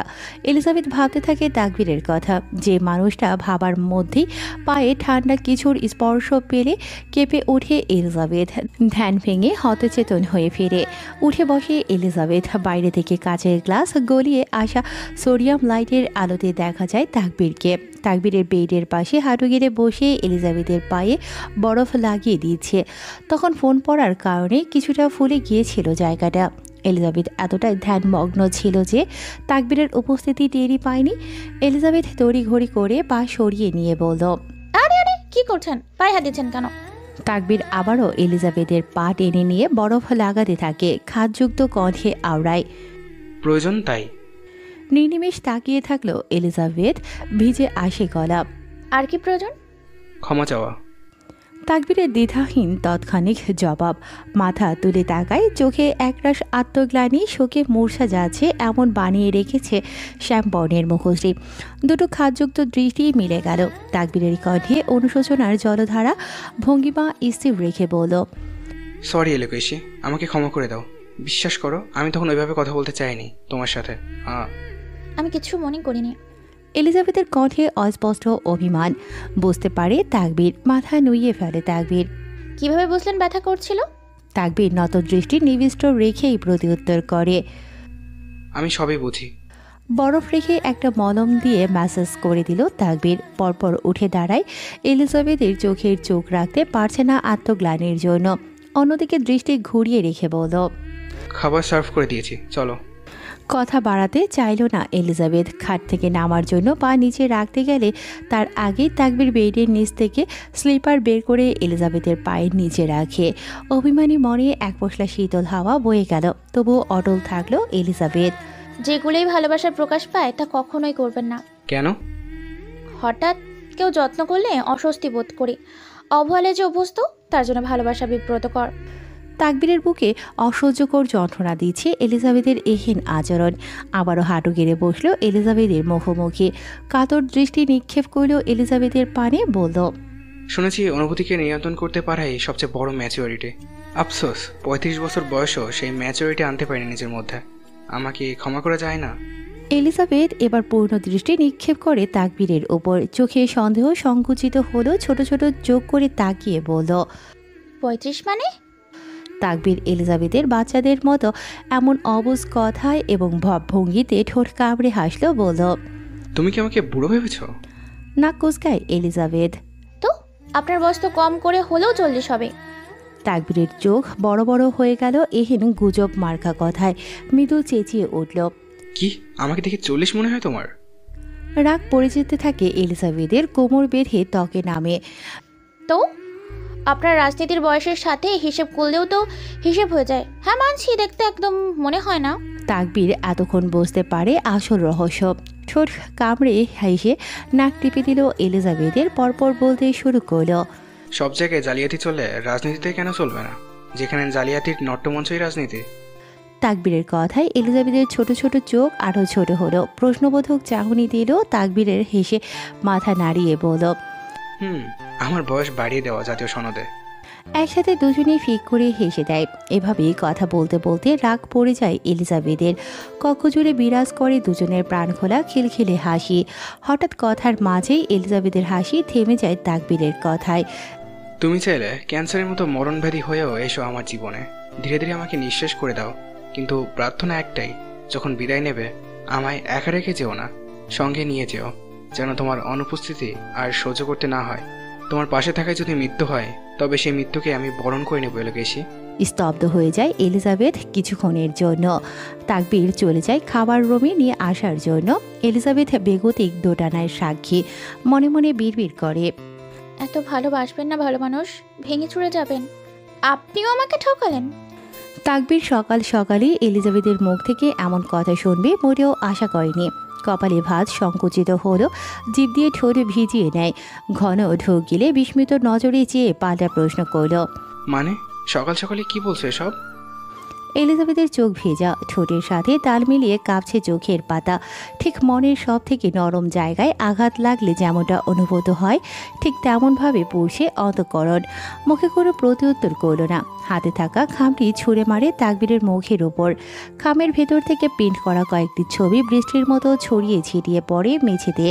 ছবিগুলোর দিকে তাকাতেই চোখ মুখ থেকে সকল উদ্বিগ্নতা বিলীন হয়ে যায়। আটকে রাখা নিঃশ্বাস একদমই ছাড়ে, ফোঁস শব্দ করে। হাঁটু মুড়ে বসে ছবিগুলো কুড়িয়ে হাতে নিল তাকবীর। কষ্ট এই জন্য লাগেনি যে আপনার জীবনে অন্য কেউ আছে। ব্যথা এসে এই জন্য লেগেছে যে আমাদের বন্ধুত্বের প্রথম শর্ত ভেঙে দিয়েছিলেন আপনি। আমরা কথা দিয়েছিলাম কেউ কারো কাছে কিচ্ছু লুকাবো না। আপনি কথা রাখেননি ভালো মানুষ। তপ্ত শ্বাস ফেলে উঠে দাঁড়ায় তাকবীর। এলিজাবেথের দিকে এগিয়ে যেতে দিলে পিছিয়ে যায় এলিজাবেথ। বুকের ভেতর মোচড় দিয়ে উঠল তাকবীরের। রক্তশূন্য হয়ে যায় কৃষ্ণ গহ্বর। ঠোঁট ফাঁক করে কিছু বলার আগেই শোনা যায় এলিজাবেথের কান্নার জর্জরিত কণ্ঠস্বর। যারা হৃদয়ে থাকে তাদের আঘাতে হৃদয় ভেঙে দেয়। তবে কি হৃদয়ের ঠাঁই পেয়েছিলাম? নাইলে আঘাতে তো গভীর হতো কেন? যদি বন্ধুত্ব একটি মহাকাব্য হতো তবে তার সবচেয়ে হৃদয়স্পর্শী অধ্যায় আপনি হতেন। আমাদের মধ্যে শুধু বন্ধুত্বের সম্পর্ক নয় এলোকেশী। আপনি প্রসঙ্গ পাল্টাতে চাচ্ছেন। কাতর চোখ দুটোতে ব্যর্থতার নিশানা। বুক চিরে বেরিয়ে এলো পাহাড় সম পরিমাণ দীর্ঘশ্বাস। বিষণ্ণ অনুভূতির মিলনে চুপসে গেল নিগুড়ো অনুভূতি। জ্বলে ওঠা এক টুকরো আশার আলো নিভে গিয়ে অন্ধকারে হারিয়ে যায় এক শূন্যতা, এক তীব্র ক্ষোভ ও দুঃখে ভরে ওঠা মন। পরপরই নিজেকে নিজেই সান্ত্বনা দিল তাকবীর। এত তাড়া কিসের? মেয়েটাকে আরেকটু সময় দে, ভালোবেসে যা। একদিন না একদিন ফলাফল ঠিকই আসবে। বিষণ্ণ মন ভরে যাবে পরিপূর্ণতায়, ঠিক তোর নিশি রাতের স্বপ্নের মতো। ট্রাউজারের পকেট থেকে মোবাইলটি বের করলো তাকবীর। পরপর গ্যালারিতে ঢুকে কিছু ছবি তুলে ধরলো এলিজাবেথের সামনে। এলিজাবেথ সন্দেহভাজন দৃষ্টিতে একবার ফোনে তো আরেকবার নিচে পড়ে থাকা ছবিগুলোর দিকে তাকাচ্ছে। জায়গা এবং পরনের জামা একই, তবে পার্থক্য প্রিন্ট করা ছবিগুলোতে তাকবীর একটা মেয়ের সাথে রেস্টুরেন্টে বসে একা একা কফি খাচ্ছিল, আর ফোনে থাকা সেলফিতে তাকবীর আর ওই মেয়েটির সাথে একজন পুরুষও রয়েছে। দুজনে খুবই ঘনিষ্ঠ হয়ে দাঁড়িয়ে আছে। এলিজাবেথের চোখে মুখে বিস্ময়। ওরা হাজব্যান্ড ওয়াইফ। কিন্তু এখানে যে ওর হাজব্যান্ড তখন ওয়াশরুমে গিয়েছিল, তখন বাইরে থেকে এই ছবিটা তোলা হয়। ওরা আমার বিজনেস পার্টনার। একটা ডিল নিয়ে আলোচনা করছিলাম আমরা, তাই কাল তোমাকে নিয়ে কোথাও বের হতে পারিনি। এলিজাবেথের কথা সম্পূর্ণ হতে না দিয়ে একদমে কথাগুলো বলে দিল তাকবীর। মিয়ে যায় এলিজাবেথ, লজ্জায় স্তম্ভিত সে। যদি আমি পৃথিবীর সবচেয়ে নিকৃষ্ট হই, তবুও তোমার কাছে আমি নিষ্পাপ। আমার সব ভুল বৃষ্টি হয়ে তোমার পায়ে এসে ম্লান হবে। তোমার এক দৃষ্টিতে আমার সমস্ত খারাপই মেঘের মতো তোমার হাতের মুঠোয় ভেসে চলে যায়। এইভাবে কথার জালে ফেলে আমাকে দুর্বল করে দিবেন না। দুঃখিত, আমি প্রথমের গুলো দেখে সত্যি সত্যি ভেবে নিয়ে রিয়েক্ট করে ফেলেছি। তাকবীর তেসরাভাবে তাকায় এলিজাবেথের দিকে। ওপাশের কথার সমাপ্তি ঘটার সাথে সাথে খেই হারিয়ে তড়িঘড়ি করে বলল, কি ভেবেছিলে এগুলো দেখে? তোমার থেকে আমাকে কেউ আলাদা করে ফেলেছে? তাকবীরের স্বরে উত্তেজনা, দৃষ্টি নিবিড়, জানার আগ্রহবোধ অসীম। এলিজাবেথ দৃষ্টি নিক্ষেপ করলো তাকবীরের কাতর চোখ দুটোতে। ম্লান হাসলো, হেসে জবাবে উত্তর দিল, ভেবেছিলাম ভালো মানুষ আমাকে ফাঁকি দিয়ে চলে যাবে, পরে আমি মমতাজের মতো গান ধরবো। বন্ধু যখন বলয়া আমার বাড়ির সামনে দিয়া রঙ্গ কইরা হাইটা যায় ও বুকটা ফাইটা যায় বলে খিলখিলিয়ে হাসতে লাগলো এলিজাবেথ। তাকবীরের ব্যথাতুর কণ্ঠে গুরুতর কথাটাকেও হেসে উড়িয়ে দিল এলিজাবেথ। তবুও ঘাটল না তাকবীর। এই হাসিগুলোতেই তার প্রাপ্তি। ওর গভীর চোখ দুটো আসলে সে জড়িয়ে এলিজাবেথের রেখেছে পা থেকে মাথা পর্যন্ত। একঘুয়ে দৃষ্টিতে তাকিয়ে দেখতে থাকে তার শখের নারীকে, তার অন্দর মহলের রাজকুমারীকে। তার ছোট্ট এক হৃদয় প্রবালের মতো কোমল অনুভূতির জোয়ারে ভেসে যায় এই মেয়ের একটুখানি সান্নিধ্যে। হঠাৎই বুকের ভেতর খুব চাপ অনুভব করে তাকবীর। আপন মনে বিড়বিড় করে, যখনই ওই রূপের স্মরণ ঘটে, চোখের সামনে ভেসে আসে নিজের ধ্বংসের নীরব প্রতিচ্ছবি। তখনও মন্ত্রমুগ্ধের মতো তাকিয়েছিল তাকবীর। অজানা কারণে চোখ ভিজে আসে তাকবীরের। কাঁপতে থাকা গলা থেমে যায় এলিজাবেথের হাসির ঝলকানি তাকবীরের ব্যথাতুর কণ্ঠে। তুমি যদি চলে যাও, এই অন্তরের শূন্যতাকে আমি কি দিয়ে পূরণ করব? ভিতরে ভিতরে যে আমি নিঃশেষিত, নির্জন। তুমি ছাড়া আমি কতটা অসহায় তা তুমি জানো না মেয়ে। যদি তুমি চাও, আমি রাজনীতির মোহ ছেড়ে দেব, ফিরে গিয়ে সব কিছুর ইতি টানব। তবু প্লিজ আমাকে ছেড়ে যেও না। আমি তোমার কাছে কোনো অধিকার দাবি করছি না, শুধু পাশে থাকতে চাই। ভালোবাসতে না পারলেও আমার সাথেই থেকো। ভুলে যাও সমস্ত কালো অতীত, যা ছিল কেবল মরিচিকার মতো ক্ষণস্থায়ী। তুমি আছো বলেই এই জীবন পূর্ণ। তুমি না থাকলে আমি শুধুই শূন্য। এলিজাবেথ বুঝতে পারে না আকস্মিক তাকবীরের এই কথাগুলোর বলার কারণ। এলিজাবেথ এগিয়ে যায় তাকবীরের নিকট, ভেতরে অনুশোচনা ধরে নেয়। তখনের আচরণের জন্য বোধহয় কষ্ট পেয়ে এগুলো বলছে তাকবীর। খারাপ লাগতে শুরু হয় এলিজাবেথের। কাপা হাতে হাত রাখলো তাকবীরের বাহুতে। তাকবীর খপ করে দুহাতের আজলায় চেপে ধরে এলিজাবেথের হাত। কেঁপে ওঠে এলিজাবেথ তাকবীরের এহেড আচরণে। ক্ষীণ স্বরে বলল তাকবীর, যদিও জীবন আমাকে বহু শ্রেষ্ঠ বিকল্পের দিকে ধাবিত করতে পারে, তবুও আমি সেদিকে এক পলকও তাকাবো না, কারণ তুমি খুবই লোভী। তোমার ভালোবাসায় ডুবে যেতে চাই। তোমাকে পাওয়ার যে অমোঘ আকাঙ্ক্ষা আমার হৃদয়ে পুঞ্জীভূত, তা ভাষায় ফুটিয়ে তোলা আমার পক্ষে সম্ভব নয়। তুমি আমার কাছে শুধু জীবন নাও, মৃত্যুর বিকল্প এলোকেশী। থেমে ঘন শ্বাস ফেলে আবারও বলল, ভেতরে ভেতরে আমি খুবই একা এলোকেশী। প্লিজ আমাকে ছেড়ে যেও না, শূন্যে হারিয়ে যাব আমি। কথাগুলো শেষ করে এক প্রকার হাঁপাতে থাকে তাকবীর। চোখের জল গড়িয়ে পড়ার আগেই ঘাড় ঘুরিয়ে মুছে নেয়। পুরুষ মানুষ কাঁদে, তবে কখনো কারোর সামনে তা প্রকাশ করতে স্বাচ্ছন্দ্যবাদী নয় তারা। শত কষ্ট ভেতরে চাপা রেখে নিজেদের শক্ত সে আবদ্ধ করে রাখে, কারণ তারা পুরুষ মানুষ। এই সমাজে পুরুষ মানুষদের কষ্টের ঠাঁই নেই। এলিজাবেথের গলাও ভিজে আসে। অপর হাত রাখলো তাকবীরের হাতের উপর, নির্ধারণ কোমল স্বরে আশ্বাস দিল, যাব না কখনো, পাশে থাকবো সবসময়। নিজের করা প্রতিশ্রুতির কথা মনে হতেই দূরে সরে আসে তাকবীর। মুহূর্তের মধ্যে চোখে মুখের রং পরিবর্তন হয়ে গেল, চোখে সন্দেহ সংকুচিত হলো। বলল, তুমি ছবিগুলো পেলে কিভাবে? আমি তো এখানেই ছিলাম। এলিজাবেথ এতক্ষণে ঠিকভাবে তাকালো তাকবীরের অবয়বে। তাকবীরের চোখ দুটি অসম্ভব লাল হয়ে আছে, চোখের নিচটাও কিছুটা ফুলে গিয়েছে। ঘুমাননি আপনি? পুরোপুরি এড়িয়ে গেল তাকবীর, নিরেট ঠান্ডা গলায় বলে। আমার প্রশ্নের উত্তর দাও এলোকেশী। ঠোঁট কামড়ে কিছু মনে করার চেষ্টা করলো এলিজাবেথ, অতঃপর কাইকুইক করে রিনে আওয়াজে বলে, জানি না কিভাবে আসলো, বালিশের নিচে পেলাম। আপনি তো কাল বাইরে থেকে লক করে গিয়েছিলেন। আপনি কি বের হয়েছি নাকি কোথাও? শেষের কথাটা বলে ভেঙচি কাটে এলিজাবেথ। তাকবীরের কপালে চিন্তার ভাঁজ। কাল রিচার্ডের বলা কথাগুলো খুবই ভাবিয়েছে তাকবীরকে সারা রাত। এলিজাবেথের সেফটির কথা ভেবে তাকবীর বাইরে থেকে দরজা লক করে যায়। রিসেপশনেও বলে যায় যদি ওদের খোঁজে কেউ আসে তবে যেন বলে ওরা চেকিং করে ফেলেছে। হঠাৎ করে কিছু মনে হলো তাকবীরের। পরপর চিরায়ত গম্ভীর গলায় এলিজাবেথকে প্রশ্ন করল, আমি ঘুমিয়েছিলাম, এমন সময় কোনো হোটেল স্টাফ এসেছিল? এলিজাবেথ ফটাফট জবাব দিয়ে দিল, হ্যাঁ, রুম ক্লিনার এসেছিল তো। সঙ্গে সঙ্গে তাকবীরের চোয়াল শক্ত হয়ে আসে, তবে তা ধরা দিল না এলিজাবেথের চোখে। হঠাৎ করে কণ্ঠস্বর পরিবর্তন হলো তাকবীরের, জলদ গম্ভীর গলায় বলল, রেডি হয়ে নাও, আমরা এই হোটেলে এখনই ছেড়ে দেব। Please, no more question. Elizabeth আর কথা বাড়ায় না, তাকবীরের কথা মতো গিয়ে ব্যাগ প্যাক করতে থাকে। তাকবীর নিজের রুমে গেল, ফোন বের করে কাউকে ফোন করে খুব মেজাজ দেখাতে থাকে। এক অন্যরূপ সান ফ্রান্সিসকোর বিশাল বিলাসবহুল হোটেলের সামনে দাঁড়িয়ে আছে একটা কালো বুগাটি। হাত ঘড়িতে সময় দেখে নিল রিচার্ড। ঠোঁটের কোণে স্পষ্ট পৈশাসিক হাসি, চোখে আগুনের দাবানল। লুকাস আর আলাদিন নিশ্চুপ বসে আছে। আজ তাদের সাথে কোনো গার্ড নেই। ন্যাসো সেদিনই বাংলাদেশে ব্যাক করে। কয়েক মিনিটের ব্যবধানেই একটা রোলস রয়েলসের হোটেল পার্কিং লটের দিকে যেতে দেখা যায়। গাড়িটির দৃষ্টিগোচর না হওয়া পর্যন্ত শিকারী দৃষ্টি দিয়ে তাকিয়ে থাকে রিচার্ড শক্ত জোয়ালে। অতপর পাশের সিটে অবহেলায় পড়ে থাকা ওষুধের শিশি কোটের পকেটে ঢুকিয়ে নিল। ঠোঁটের আগায় ফুটে ওঠে হিংস্রতার ছাপ। নিজ বৈশিষ্ট্য ফিরে গেল তার চিরাচরিত পৈশাসিক আত্মায়। গাড়ি থেকে নামে রিচার্ড। লুকাসও নামতে চাইলে বাধা দেয় গুরু গম্ভীর অগ্নিস্ফুলিঙ্গের ন্যায় কণ্ঠস্বর, no, this is personal issue. কাউকে কিছু বলার সুযোগ না দিয়ে চলে যায় রিচার্ড। লুকাস লম্বা লম্বা শ্বাস ফেলে। তার ব্যর্থতা আজও পর্যন্ত রিচার্ডের আগাগোড়া কিছুই চিনতে এবং বুঝতে পারল না, অথচ পথ চলা 5 বছরেরও অধিক সময় ধরে। লুকাসের পাশেই চুপসানো মুখ নিয়ে বসেছিল আলাদিন। তুষ্ট হাসে লুকাস। এন্টারটেন করার জন্য একজন পেয়ে যায়। স্বরে রস মাখিয়ে ডাকলো টান দিয়ে, আলা। বলতে দেরি আলাদিনের গাড়িতে থেকে বেরিয়ে যেতে দেরি হয় না।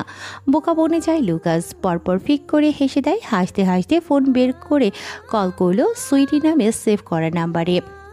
অতিরিক্ত মদ খেয়ে নিজের নিয়ন্ত্রণ হারিয়ে কাঁধে যখন মেয়েটির জামার ফিতে খুলতে যাবে তখনও বিকট শব্দে কেঁপে উঠল পুরো কক্ষ। বাসের ঘোলাটে চোখ সামনে তাকায়। ঝাপসা ঝাপসা লাগছে সব কিছু সামনের। আধো আধো দৃষ্টিতে যা অবলোকন হয় তাতে বুঝতে পারে কেউ ভাঙা দরজার সামনে দাঁড়িয়ে আছে, আপাদমস্তক কালোতে ঢাকা। অবয়ব অস্পষ্ট, শোনা যায় পায়ের স্বতঃস্ফূর্ত কদম। ভেসে এলো কারোর কর্কশ গলা।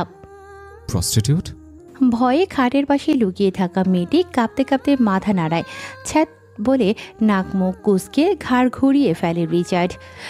আঙুলের ইশারায় বেরিয়ে যেতে বলল মেয়েটিকে। মেয়েটি দৌড়ে বেরিয়ে গেল। বসে ঢলতে ঢলতে চেঁচালো, শালা তুই কে? আমি পাখি উড়িয়ে দিস। তোর বাপ। হুঙ্কারে কেঁপে উঠল বাসেদের ভিতর। ছুটে গেল নিশা। রিচার্ডের ক্রোধে মটমট করতে থাকা ধারালো চোয়াল দেখে ঢোক গিলে পেছাতে থাকলো। অধর এলিয়ে বাঁকা হাসল রিচার্ড। এক পা করে এগোতে থাকে বাসেদের দিকে। পেছাতে পেছাতে খাটে পড়ে যায় কাদের। রিচার্ডের শরীর জুড়ে ভর করে পৈশাসিক দানবীয় আত্মা জেগে ওঠে ভেতরে নরখাদক। রিচার্ড কাদেরের পুরুষাঙ্গের ওপর পা দিয়ে চেপে ধরে ঝুঁকল ওর উপরে। কতদিন পালিয়ে থাকতি? গলা হতে নির্গত কর্কশ গোগানের শব্দে দুর্বল গলায় উচ্চারণ করল বাসেদ। তুই? গুমোট পরিবেশ শুকে গিয়ে উঠল বাসেদের আর্তনাদে। গলাকাটা মুরগির মতো কাতরাতে থাকে। রিচার্ড বুট পরিহিত পা দিয়ে মোচড়াতে থাকে বাসেদের পুরুষাঙ্গে। বাসেদের প্রতিটা আর্তনাদ শান্তির বহমান স্রোত বইয়ে দিয়েছে রিচার্ডের ভেতর। রিচার্ড রুক্ষ কর্কশ গলায় অনর্থক হাসি হেসে চাপা স্বরে। শামসুল কোথায়? ধ্যাত। 50-এর ঊর্ধ্বে বয়স্ক লোকের পক্ষে কখনোই সম্ভব নয় রিচার্ডের ওজন ধারণ করা। তার উপর সব থেকে সংবেদনশীল জায়গায় ছটফট করতে থাকে বাসেদ। গৌরানির সাথে অস্পষ্টভাবে আওড়ায়। বাংলাদেশে আছে কেন? বিরক্তি উচ্চারণ করে রিচার্ড। তিরিক্ষি মেজাজ দেখিয়ে বলল, যত চেয়ে অন্য দেশের শ্বশুরবাড়ি বানাতে ততই বাংলাদেশ টানে আমাকে। থেমে হিংস্রতা প্রবাহে বিড়বিড়িয়ে উঠিয়ে পৈশাসিক আত্মা। নিজের ফাঁদে নিজে মর। কোটের ভেতর থেকে শিশিটা বের করে বাসেদের চিবুক শক্ত হাতে চেপে ধরে ফাঁক করে মুখের ভেতর ঢুকিয়ে দিল শিশির ভেতরের বিষাক্ত ঔষধ। মুহূর্তেই মুখ দিয়ে সাদা ফেনা বের হতে থাকে। খিচুনি উঠে ছটফট করতে থাকে বাসেদ। হঠাৎ করে শান্ত হয়ে লুটিয়ে পড়ে নিস্তেজ দেহটা। তৃপ্তির হাসি দিল রিচার্ড। পরপর বাসেদের মুখের উপর একদলা থুথু মেরে হনহনে বেরিয়ে যায় রিচার্ড। বুক চিরে বেরিয়ে গেল এক প্রশান্তিময় দীর্ঘশ্বাস। সপ্তম পার্ট কালকে আপলোড করবো ইনশাল্লাহ, যদি আপনারা সাপোর্ট করেন তো।